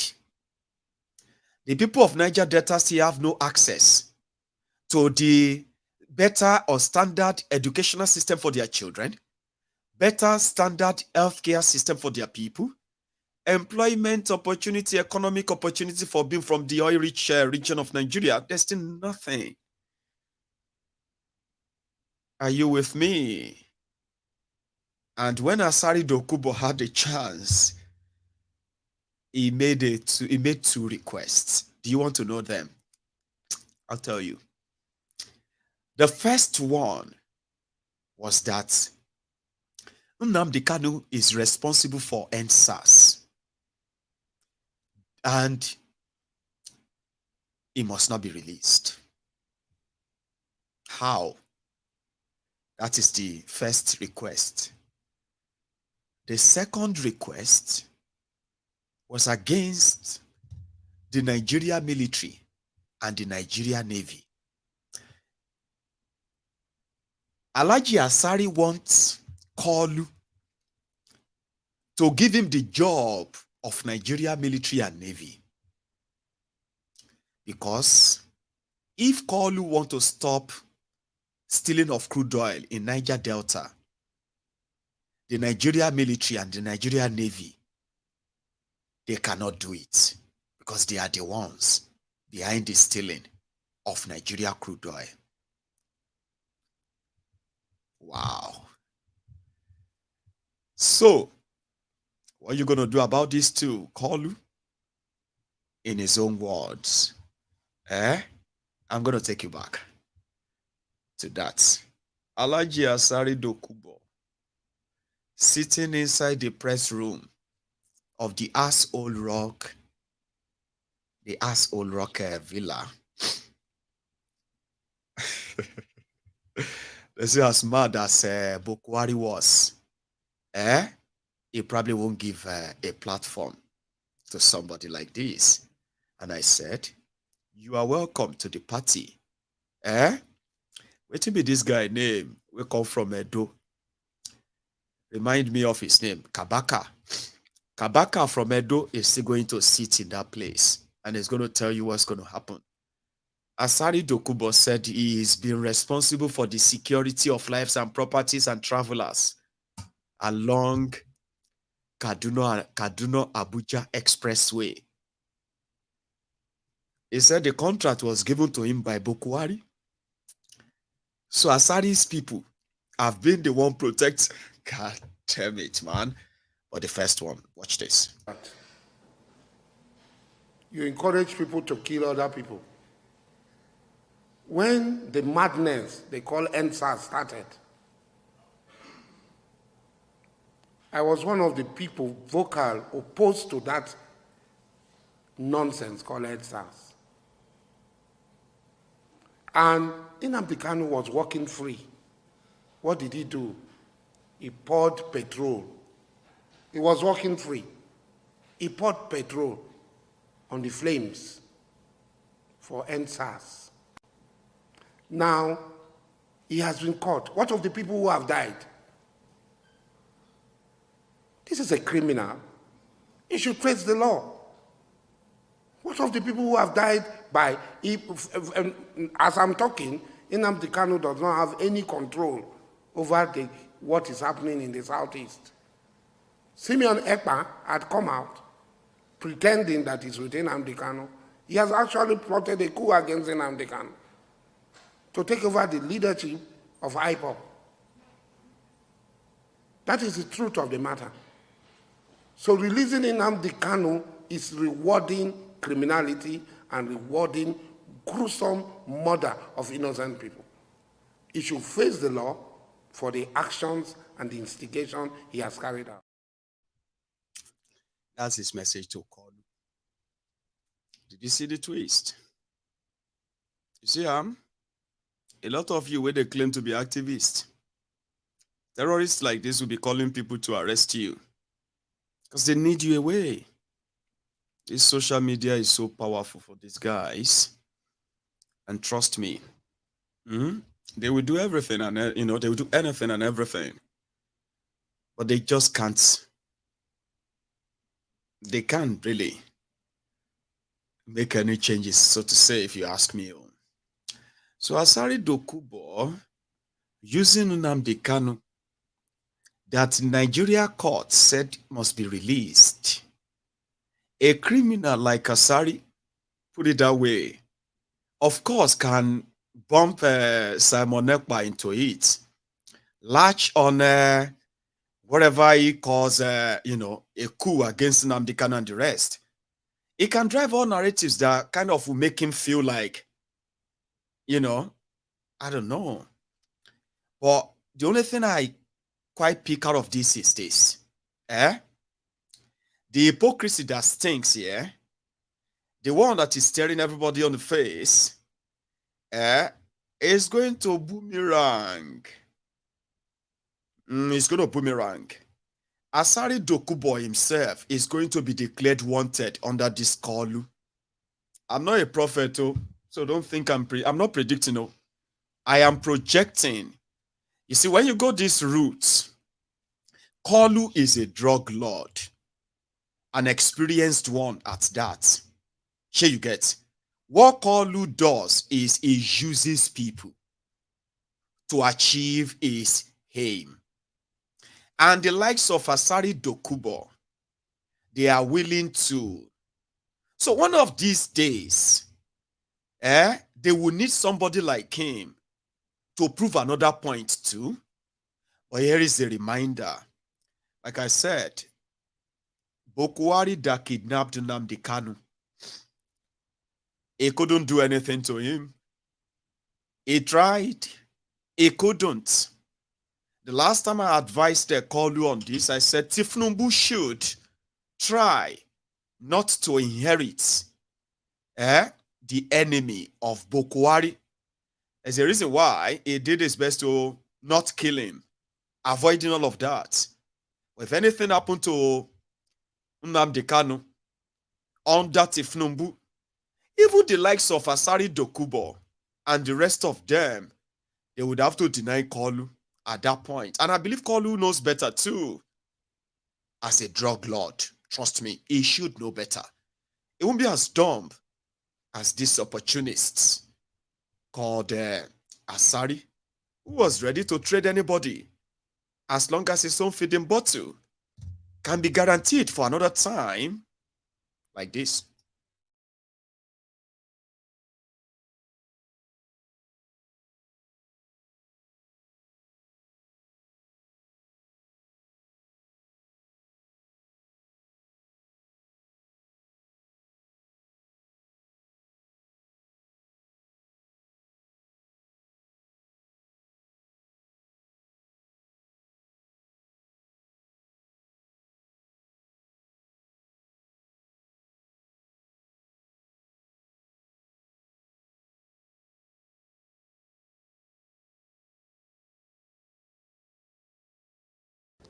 He just to come and say hello to my father.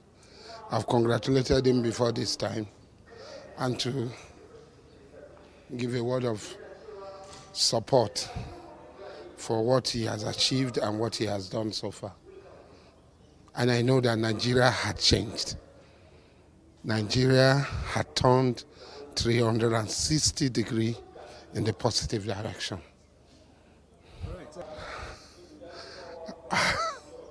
When I'm speaking about the president, I'm speaking from a personal point of view.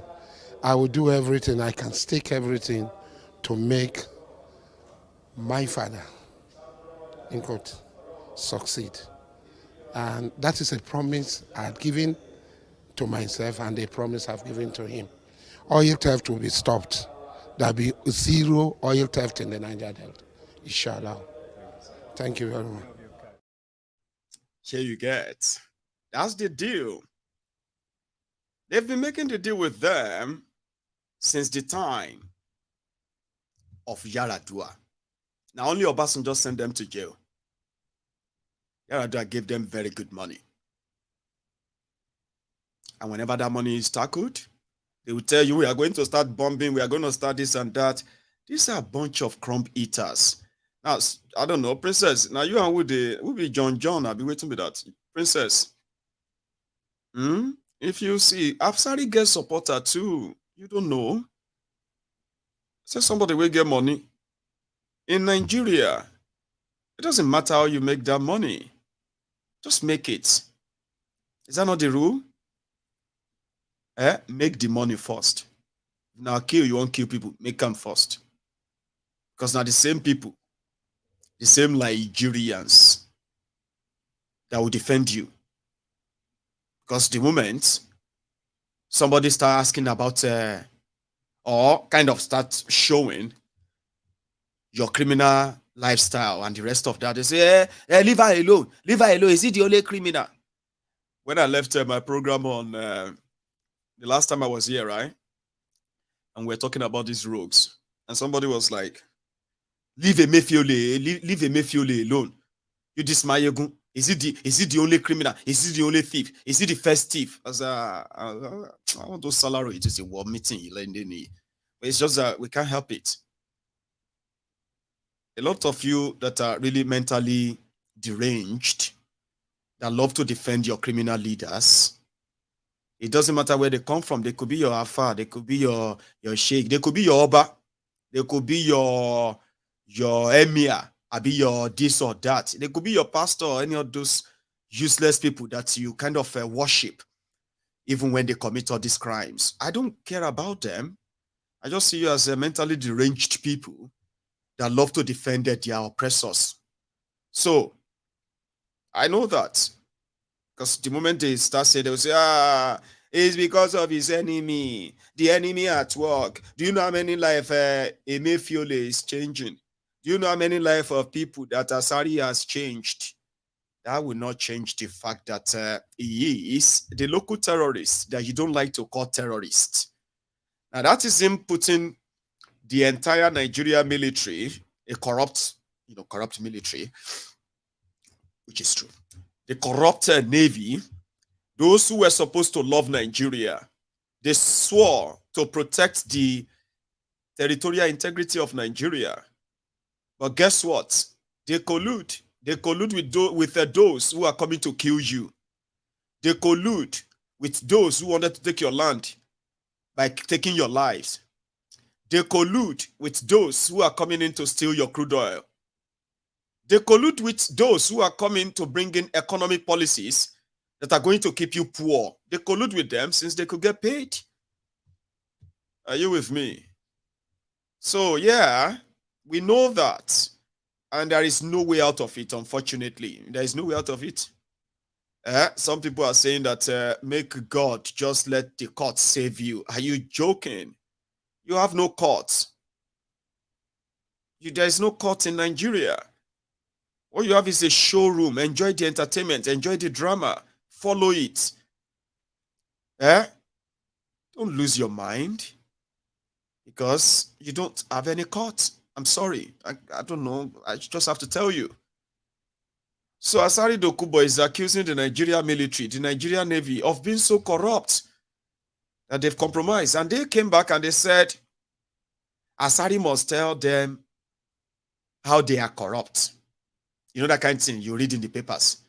Asari will say something in the Punch. Vanguard, the Nigerian Navy will say, Asari, we call you to come and give evidence for that statement. There's no evidence. We all know that. So come on. Asari will say, they know who I am talking to. I don't mean the entire military. They know some people. All of these are just because Asari want to become the ones that is getting paid the Tompolo money. That's a lot of money. 16 billion naira per contract for the Niger Delta terrorists to look away. Oh yeah, look away. Can't look away. Whenever the fraud of oil stealing in Niger Delta is going on. And they should act. If the people that are not, if those who are coming to steal the crude oil, they are not the people they authorized to come and steal the crude oil, Asari and gang should act. I mean, come on. So here we are, the military, the Navy, they are not so independent per se, because if it was in America, they would probably have picked him up and say, you should come and answer that. But you're going to pick Asari up. I go sack you now. Now that Tinubu is pretty much sacking all of them, replacing them. So everybody is trying to be like, nice, but they are giving you the entertainment. Asari Dokubo need the 16 billion naira pipeline project protection. Listen to me. That's a lot of money. Okay? So, under Buhari, the contract for protecting the pipelines in Niger Delta was awarded at 187 billion naira a year. Are you listening? Now, out of that contract, Tompolo alone got nearly 50 billion of that contract, 187 billion. I'm not sure how much Asari Dokubo got from that contract. I can bet you it wasn't much and he wasn't happy. Okay? So the likes of Tompolo get paid 4 billion naira every month. There are others too who get paid from this money. So what that means is that if 16 billion naira a month, 16 billion naira a month to be shared by all this group of militants, you call them, and their leaders. I take a term, that one is king now, but is it a collecting contract as well? And federal government have to pay them. It's like you have to pay them, or else there will be no oil. Forget it. They will start blowing things up. But if you pay them, you can do whatever you like. What about the people? Fuck all. The people can find their way. So Asari Dokubo is in a position whereby he's going to be very, very rich. More rich now. You see that pool of fund, Koolu may increase it to over 200 billion. Protection of pipeline and all of that. Ladies and gentlemen, we are talking about multi-billion dollars project. Buhari alone wanted to borrow nearly $6 billion to construct pipeline from Niger Delta, that will go straight to northern Nigeria, go straight to Niger Republic, and from there to Morocco, and on like that. So when they turn on the tap in Niger Delta, everybody go just get the oil from everywhere. You won't have a clue. That's how much investment. So paying them that much money, you may say, oh, wow. And you know something? The Nigeria military, Nigeria police, Nigeria civil defense, Nigeria Navy, they are personally jealous because they are wearing uniforms. They cannot ask for contracts to be given a share. So what they have done is they offer their service like they are private companies, private security companies on the IC. Yes, they offer their service as protection. Let's give you protection. So instead of the Nigeria military, Nigeria Navy, as well as other security agencies that are supposed to be protecting your territorial water, instead of them to protect you from crude oil thieves who came with big vessels and ships, right? They are the ones offering security. So they will protect them. They are protecting them against the other smaller criminals, which Asari Dokubo and gang represent. Those ones run with speedboats. They will hijack the ship. They will tow the ship to their own base, and they will demand for money before they will let the crude oil to sail. So to prevent all of that fisticuffs, right? The Nigeria military, Nigeria Navy, they should be arresting these thieves. They are the ones providing security, including air surveillance. So air surveillance to protect stolen crude oil out of Nigeria water. Asari knows that, and that's the deal in Niger Delta for years. It's about who is getting it. Sure, you get the deal about Nigeria is about who is getting it, who is getting what. And in this case, it seems that fortune just smiled on Asari, but he's going to be arrested. Under this Koolu, Asari will be arrested or declared wanted, or he's going to run away or something at all. Nnamdi Kanu has become a political bargaining chip. Don't take this as offense, Biafrans. Nnamdi Kanu has become this fish bone. You know that fish bone that gets stuck in your throat? It's not a good experience. So you know that would be like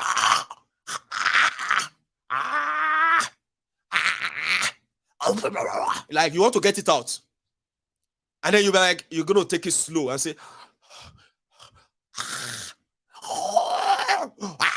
you know what I mean? Or this bone, you know that kind of bone that you tie and put at the collar as a collar on a dog. Yeah, the kind of bone that is there, so close, but you can't eat it. You can't chew it. It feels like it doesn't have that power. It's been kidnapped, kept somewhere. They could do whatever they want to him, torture him, yeah, psychologically drain him, do all manner of things to him. But yet, it's just not going away. It looks like it's not that powerful. Who are his people? Who are his connection? Why can't they just go and break him out of that place? Why can't they start a riot? Why can't they start something big to show to Nigeria that Nnamdi Kanu that you are holding is huge? You know what I mean? He's just Nnamdi Kanu, a man with the most sharp-headed truth. Very uncomfortable, inconvenient, sometimes condescending, blunt, and every other thing you want to kind of qualify it as. You don't like him. A lot of you don't like him. Have you not noticed? Nnamdi Kanu is just somebody that is always there in everything that has to do with Nigeria since they have made him the issue about Nigeria. I'll tell you about that too. I'm gonna. It's not going away. A lot of you watching me right now, you would wish that genuinely Nigeria has something, something so kind of genuine, even if you don't go to make it up, something genuine to jail Nnamdi Kanu for. They killed innocent people and still killing innocent people as we speak today. They are lying to you that they are killing them because they are those who want to cause problem. But they are lying to you because it is like unfinished Cold War, tribal war that those political criminals actually benefited from in the past. They can't do away with it. They've told you so many lies. You hate him, you like him, you hate. It doesn't matter. But take a look at it. This is somebody that is in their custody, but he's most dreaded. Buhari's people, they are so scared right now if Koolu is going to release him. Very scared. Asari Dokubo is very scared if Koolu is going to release him. Some of you, obedient, you are not comfortable in case if Koolu release him. I'm saying let us be honest with ourselves here. Be honest, Gidigoni. No, they pretend. But he is there, which actually makes him a very, very valuable political bargaining chip here. And chip that I mean, it's not like that chip of, okay, let's trade. No. They can't even trade with him. It will take countries, to explore the value that they have built, the social currency that they have built for Nnamdi Kanu in the last 8 years. It started from 2015. Now, you see this social currency that they have built for him, makes him somebody that everybody wants. Even Koolu wants him. So if Asari could be so scared, it simply means that Nnamdi Kanu is going to be released. If Buhari's people are so scared, Tinubu knows that they will use that to blackmail him, don't you think? It does. At the same time, he is also starting a war with the Igbos. The war that he can't win. Even though politically, he could think it's an advantage. It is not. So yeah, Asari can keep having sleepless nights. Nnamdi Kanu has come to a stage whereby one of the things that can actually start the conversation around whether Nigeria should remain one country or everybody should go their separate ways, Nnamdi Kanu is a factor. Alive or not alive. Let me explain that. Nigeria has taken a detour that wasn't deliberate. And because it wasn't deliberate by the owners of Nigeria, they are fighting it. Nigeria has taken a detour from that your old one Nigeria. Behold, old things are passing away. Behold, new things are taking place, including new ideas, new choices that people are making for themselves. Nigerians are realizing everything that is wrong with Nigeria because the owners of Nigeria didn't notice when Nigeria took a detour. A generation has decided to challenge all the lies we were told. And somehow, it has become the battle of the old and the new. Continue the old, chart the new, and the confusion that you are seeing today. They are the examples to tell you the Nigeria you are seeing today is no longer the Nigeria you actually grew up in.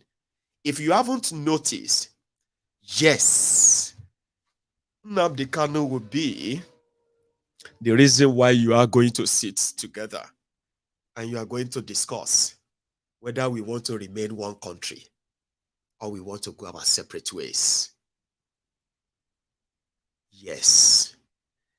The owners of Nigeria who are using the old ways, the old way of violence, threats, compliance, and the rest of that, and they are facing the worst challenges ever from a generation that is beginning to see that you lied to our parents about one Nigeria. It was a lie.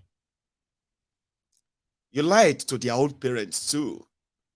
You are lying to us, and you're not even ashamed of it. Now, at this point, if anything happened to Nnamdi Kanu, trust me, it is going to be what Buhari avoided.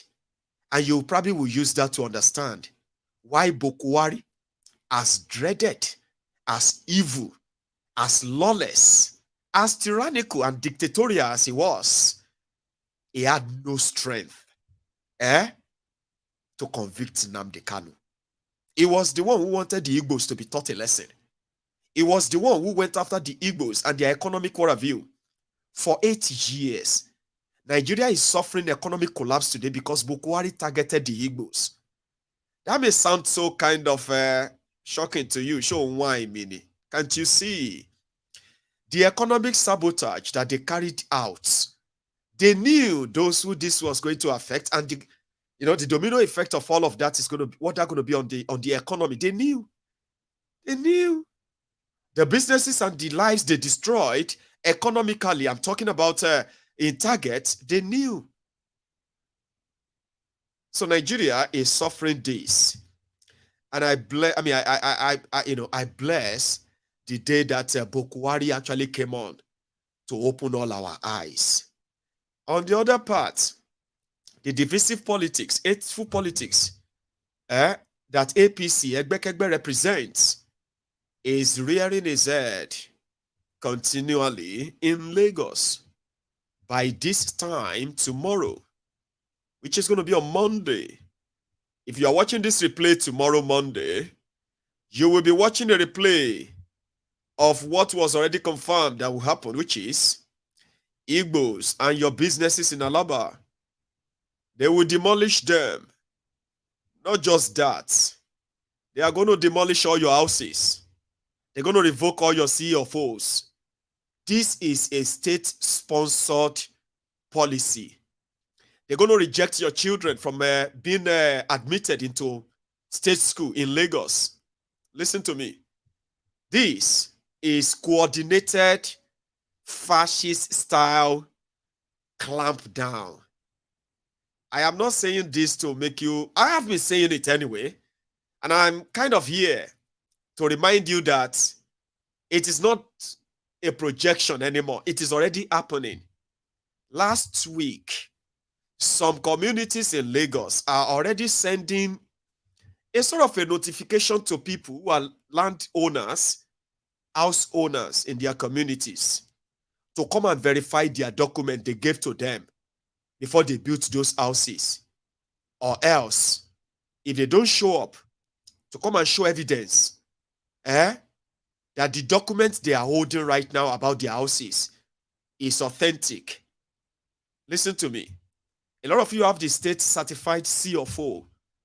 If your name is Igbo name, if your name sounds like Igbo, even if you are not Igbo, from Ijo, from Yoruba, and all of these places, so it doesn't matter. The whole thing is a state policy, and it is going to spread. So, whatever it is that you think you want to do to clamp on the Igbos, to teach them a lesson, you are dealing with a generation that is more kind of updated than their own parents.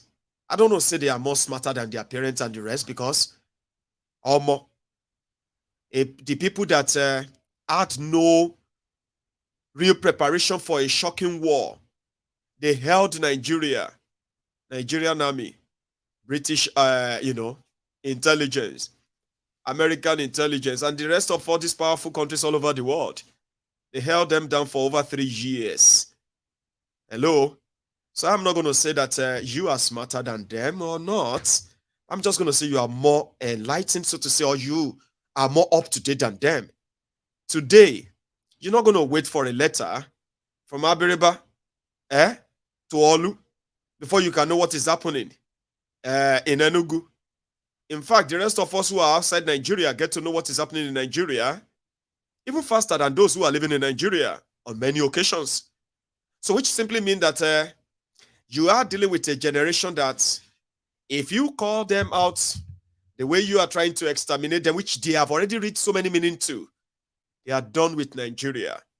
It's not going to be called any other thing than the continued persecution of the Igbos and to the Igbos who are living in denial. Enjoy your deniability until the day they will tell you what it actually means to be an Igbo in Nigeria. I'm not going to tell you that, speaking out and the rest of that is a sign of victimhood or something. You see, if they say, what is wrong with Nigeria? Should be blamed on the Igbos? Fine. But should who the Igbos support in an election be a means of government-sponsored persecution? The one that suffered in 8 years left Nigeria more divided. Today, any small thing they take great to yourself.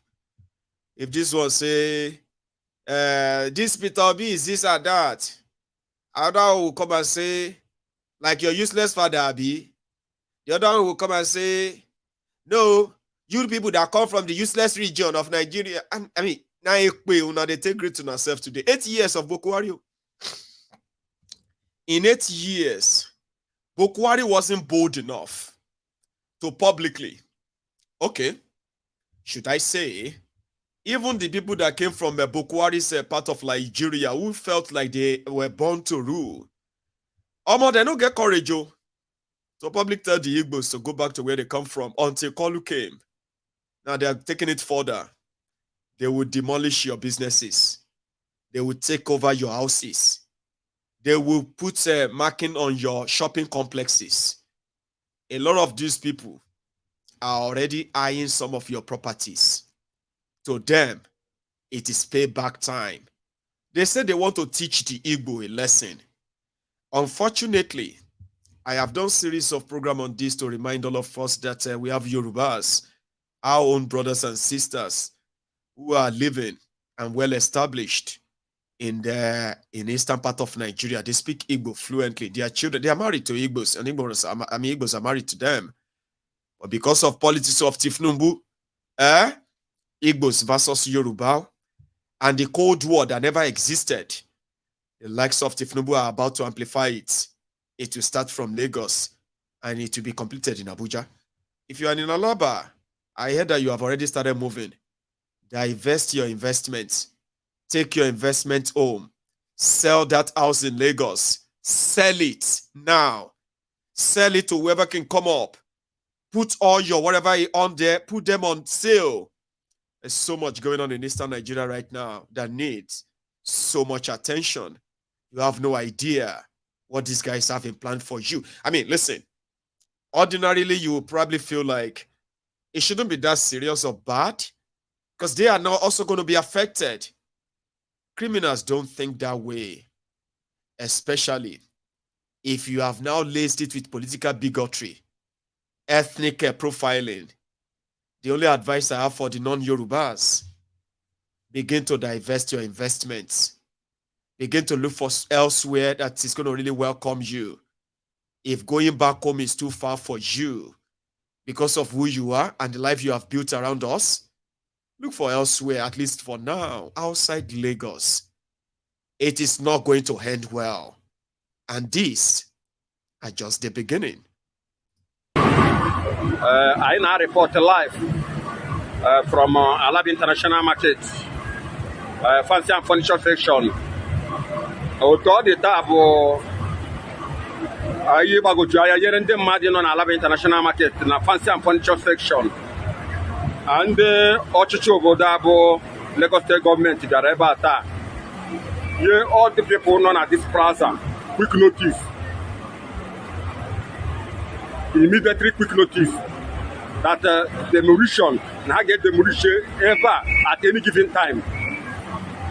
Or wherever go to your banaya, I want the Alaba news not ever. If you go to here from the bridge of fancy and furniture, down here, down to Canal, that everybody can see people parking all their property. It's not a small something. We are begging on the state government to have mercy. Alaba News reporting live from Alaba International Market. You're begging people who actually want you gone to have mercy. I've never seen anything like this before in my life. Like, some of you can actually be very, very much like a joke. I know it's not easy to just relocate your business or just change things like that. So what happened when you lose the business then? Will you relocate then? What will happen when you lose the house to demolition? We know Lagos is saturated with questionable structures and all of that. So many of them to actually be put down and get destroyed. But should you not actually have a clue what the plan is, if they have plan for you? Let's say they want to demolish the part of the market for health and safety reason. Sure you get. At least it won't be like this. The traders, the owners of the shops would have been like, oh, government is coming to kind of improve the infrastructures here. They've given us the form. We'll feed everything up. We're just going to wait for them to rebuild the whole place, and we're going to move back in. But you see the political government, those who are working for government, right? These scavengers, right? They were under posts like that and telling people, you haven't seen anything. Leave our Lagos for us. Go back to your Anambra. Go back to your Ebonyi. Leave our Lagos for us. Election don't go. Yes, thank you so much, Sanwo-Olu. Demolish everything. Send them back to where they come from. In one Nigeria. Yeah, you've seen them out there. Send them back to leave our Lagos for us. How dare you come to our Lagos and say you want to dethrone our Oba? You will remove our Oba. You will remove our this. You will rename our streets. How dare you? Remove all of them. Demolish all the markets. Send them back to where they come from. And some of you are there and saying, hey, it's not all of us, so all of us will respect Yoruba. We are not IPOB, we are not obedient, we are the proper Igbo people. We respect Yoruba. It's only disobedient that are trying to make you are thinking you think you are sounding nice, Abi. You think they will now say, this one now Igbo, but you no be obedient. Oh, this one. Now, Igbo, it no be IPOB. Are you that daft?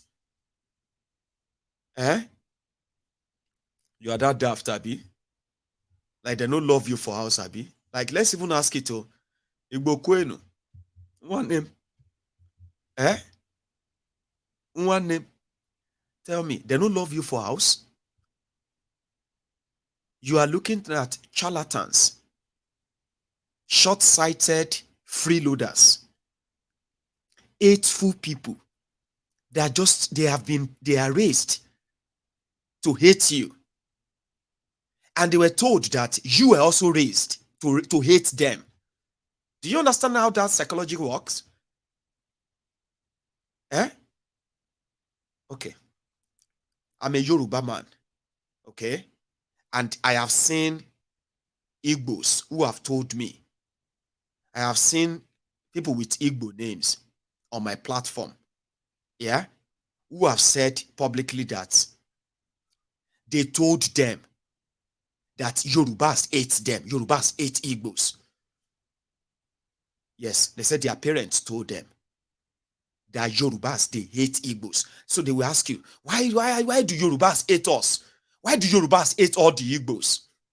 Why is it that the Yorubas always jealous of us Igbos? Why does the Yorubas are those who are always like kind of hate us, the Igbos? You know, they use the word Yorubas, and I'm a Yoruba man, and I don't hate Igbos. But they said they told them, their parents taught them to be careful of Yorubas. Now, I'm a Yoruba man, right? I am now telling you that as a Yoruba man, we have these Agbalagba, these elderly Olori Burukus. Some of them are dead. Some are still alive.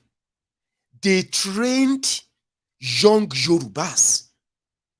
This is not like telling them, they trained young Yorubas that are followed to hate the Igbos. Do you understand that? Because they told these young Yorubas that Igbos, they hate Yorubas. Confusing? No, it's not confusing. What I'm trying to say is this. On both sides, yeah, where you have this, there is this, a level of an agreement. Let me re-explain that. There are some of you watching me right now. You be Igbo. Your parent told you Yorubas don't like the Igbos. You are Igbo. You grew up hearing that and believing that too. Especially if you are actually like Igbo, who have never lived in Yoruba land before. I'll give that to you. I am a Yoruba, like I said. And I can tell you this for free. Yeah? That your parents who told you that Yorubas hate you, majority of them never had an experience with Yorubas. They also heard it from their own parents too. But when you meet the Igbos, who have actually had relationship, encounter with the Yorubas, they will tell you something different. You know that? So same thing in Yoruba land. There were those of us that were raised to be ready, to be defensive when you see an Igbo. But not be all of us accepted that. And that is why Yoruba land has the largest concentration of the people from Eastern Nigeria than any other part of Nigeria ever. What does that tell you?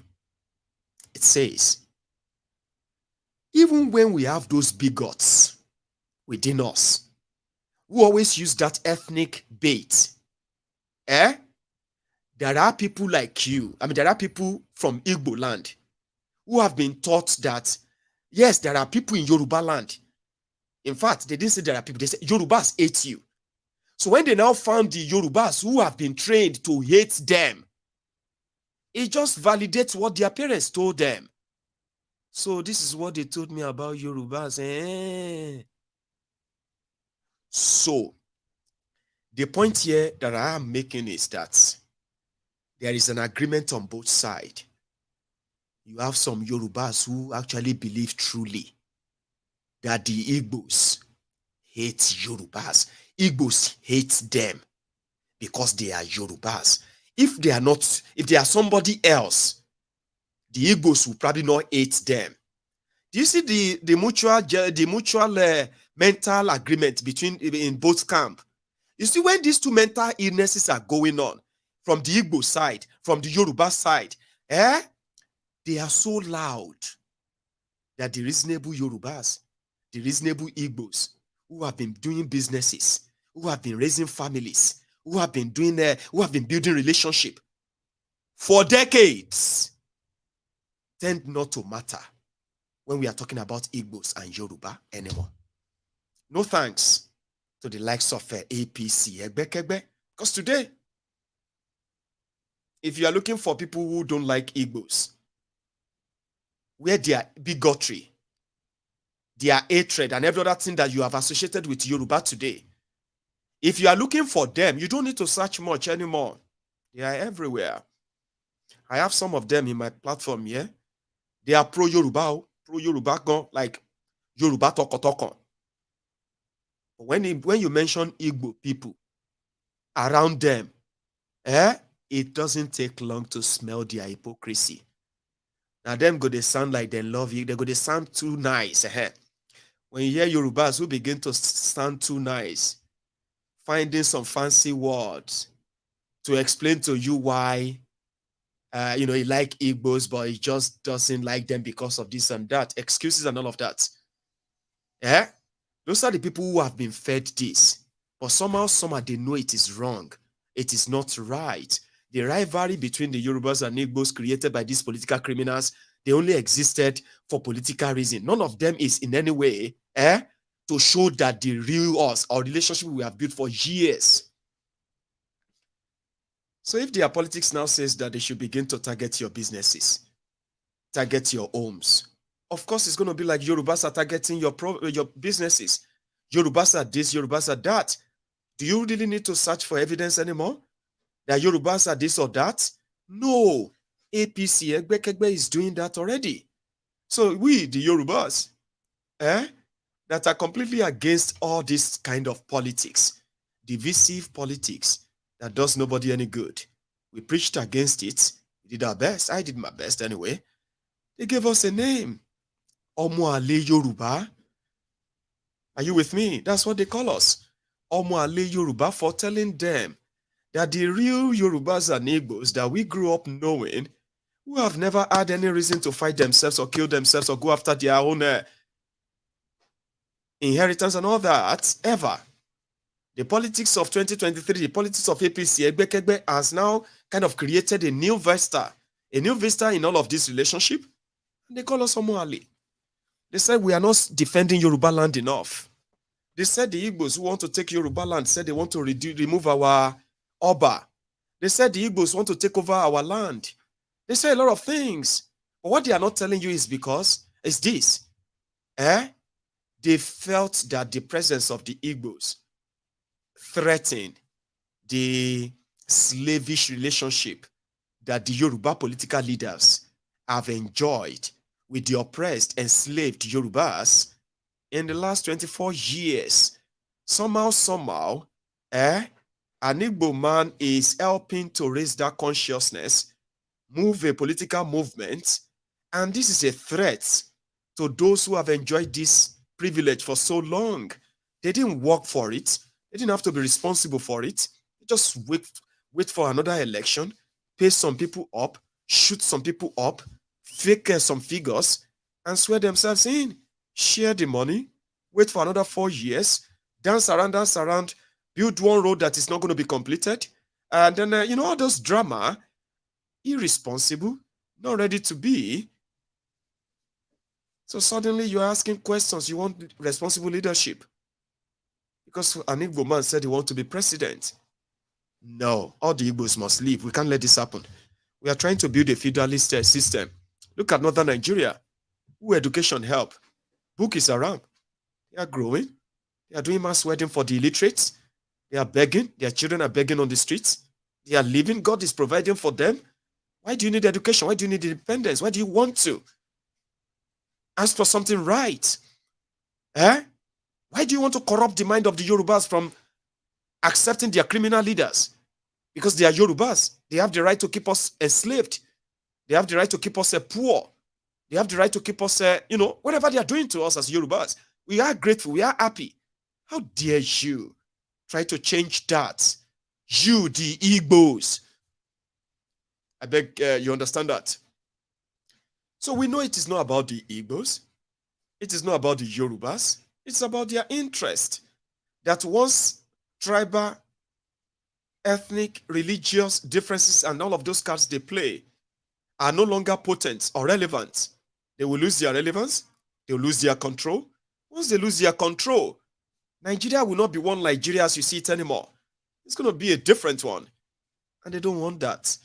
So yeah, if you stand against these kind of things, they say you are not fighting for the Yorubas. And I did say something. I said, the people that want to go and destroy the macro and micro economy that make Lagos State the richest state in Nigeria by IGR, by the way, not because Lagos is producing anything, not because Lagos is creating any job, but because people are finding means to just get something done that Lagos can tax. If you start any business, Lagos will tax you. Multiple taxation anyway, right? You're not going to get anything back from it. It's a taxation or rent-seeking economy. That's what it is. These guys are rent seekers. They didn't create any wealth. They didn't create any job. Nothing to make a life any meaningful or standard. Then they go after to prove something. They started demolishing things that they make money from. Who cut their nose to spite their face? political criminals. They don't care if lives are going to be involved. You are going to watch them do this. People are going to put it on Yoruba. People are saying, Mayegun, thank you very much for this. Thanks for this explanation. I do this all the time, but it seems not to be so effective. Because as it is, they are doing everything to widen the gap and prove that Yorubas and Igbos can never be together. Yorubas and Igbos are not saying they want to be together, you mofos. Yorubas and Igbos who exist in Nigeria of today, they would love to sit down and discuss their continued existence with Nigeria, which they won't let happen. Because they won't let that happen, they are putting up all kinds of criminal, diversion. These are costing people lives. They are costing people their livelihood. You're going to demolish their houses without any provision of anything. You're telling them to go back to where they are coming from. You're going to burn their market to chase them away. You're going to lose money. They're going to lose their businesses. They're going to lose a lot. But you don't care because you've never created any wealth. Political office gave you the chance to change people's lives, not to ruin people's lives. One Nigeria means every Nigerian can stay wherever they want to and be respected, protected, defended by everyone. But you are redefining that, which is fine. Okay? I just hope you are so ready for what is going to be the aftermath in this sense. Go ahead. Implement your Lagos for Lagos policy. Implement your Yoruba and the owners of Lagos. Yoruba children are still not being offered the best of the best education. Nothing. Yorubas in Lagos are not still being offered anything so different and say, you are Yoruba. Okay, we'll spare you. We won't take your money today. No. This whole thing is political, but it's actually going way, way beyond. It's the same thing to Koolu when they announced that Koolu is going to be going on medical trip. I was like, oh, I didn't know that it will last this long. Oh. I mean, did you believe that Koolu will stay this long? 18 days. It's been 18 days. He's been president of Nigeria. 18 days. And it's not been away. They must have probably got him a kind of better battery, and the battery charger has been brought down to Nigeria. So he's going to be going away this month. I mean, this week, rather. And they said he's going on official trip to France. So Koolu is going to go get his battery charged. They're going to kind of, drag him up enough. And then they're going to return him back to Nigeria. But pending all those time, it is going to keep giving you the vibe of the return. Or should I say Buhari Pro Max? It doesn't matter how you see it anyway, all right? We're all going to feel it, okay? It's been made, they've made some chicanery of some of their lies. But sometimes when you say you want to catch up, the catch up here is just to let you know that, of course, I am back. And you should begin to focus your battle lens, right? You should be focusing it on what Tinubu is indeed trying to do to selected Buhari's people that they want to hang in the open. And as for the tribunal, okay, I was going to probably do my night program later tonight, which I am thinking of doing. So we'll keep it at that, and I will also take calls around that time. Once again, I want to apologize for all of that interruption and all that we suffered from the start. Okay, if you joined this broadcast just not long ago, I beg you, please, if you want to watch this, just fast forward the first 7 minutes. Then when you get to 19 minutes or 20 minutes, okay, fast forward it again. And then after that, you can enjoy the remaining 2 hours or over 2 hours. So I promise to make sure that it doesn't happen again tonight. We've seen more and more people who have visited Koolu. I am going to keep them for tonight. I mean, I tried. I spent 150 minutes. My nose seems to be so blocked. I don't want it to, I don't want it to see just that, okay? So thank you. I will see you later tonight if I am not knocked off. See, well, I was told I had, or I've got is, said it's A fever, right? You know that thing that makes you sneeze and sneeze and sneeze and sneeze. And then until you just get tired of sneezing. And when you sneeze and sneeze and sneeze, and people, you know, people next to you will be like, oh, sorry, bless you, oh, bless you, bless you. And it got to a state that they can't just say bless you anymore. It's like saying bless you like 200 times. So my voice, I hope the microphone helped. In fact, there's something I was meant to check all this while, and I'm glad that it is still there. I would have been so disappointed. So I hope the microphone actually helped to kind of reduce the, you know, the obvious, yeah? So thank you very much. I will do my best to be with you again tonight.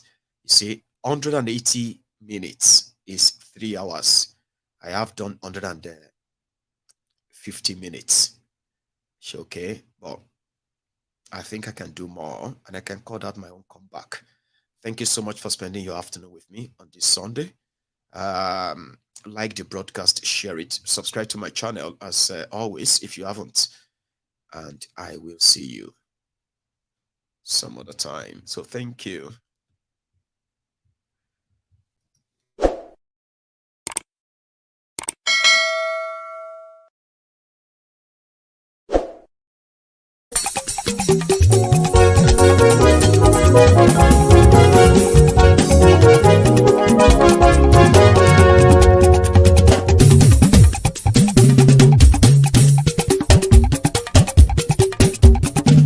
Mayegun làwa mọ̀ làmọ̀ tó dòdòdò.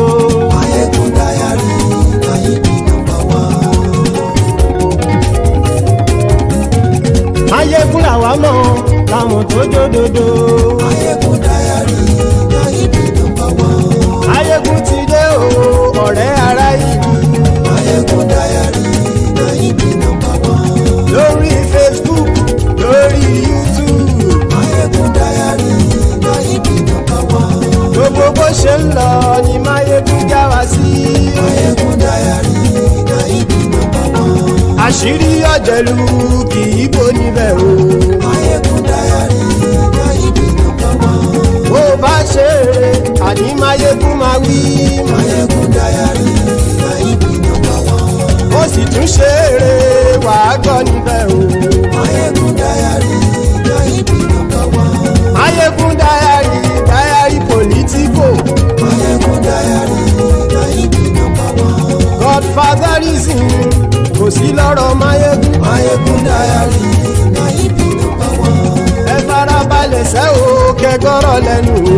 Mayegun Diary, Nayibi #1. Àní Mayegun làwa mọ̀ tó dòdòdò. Mayegun Diary, Nayibi #1.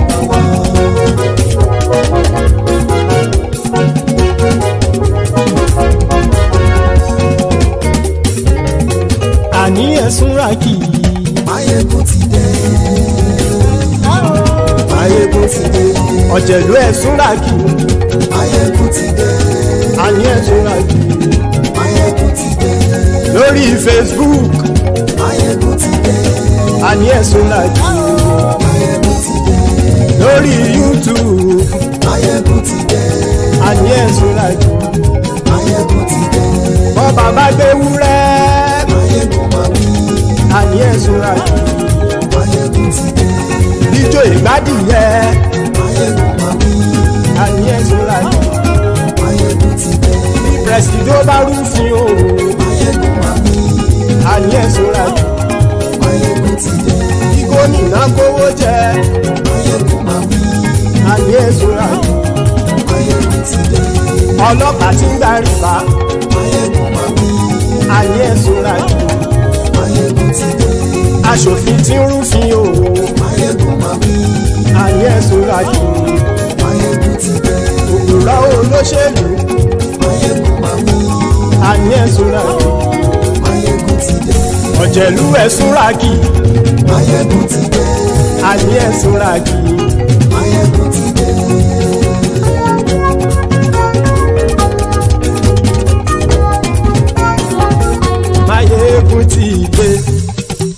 gbogbo ọ̀jẹ̀lú ẹ̀ súnra kì.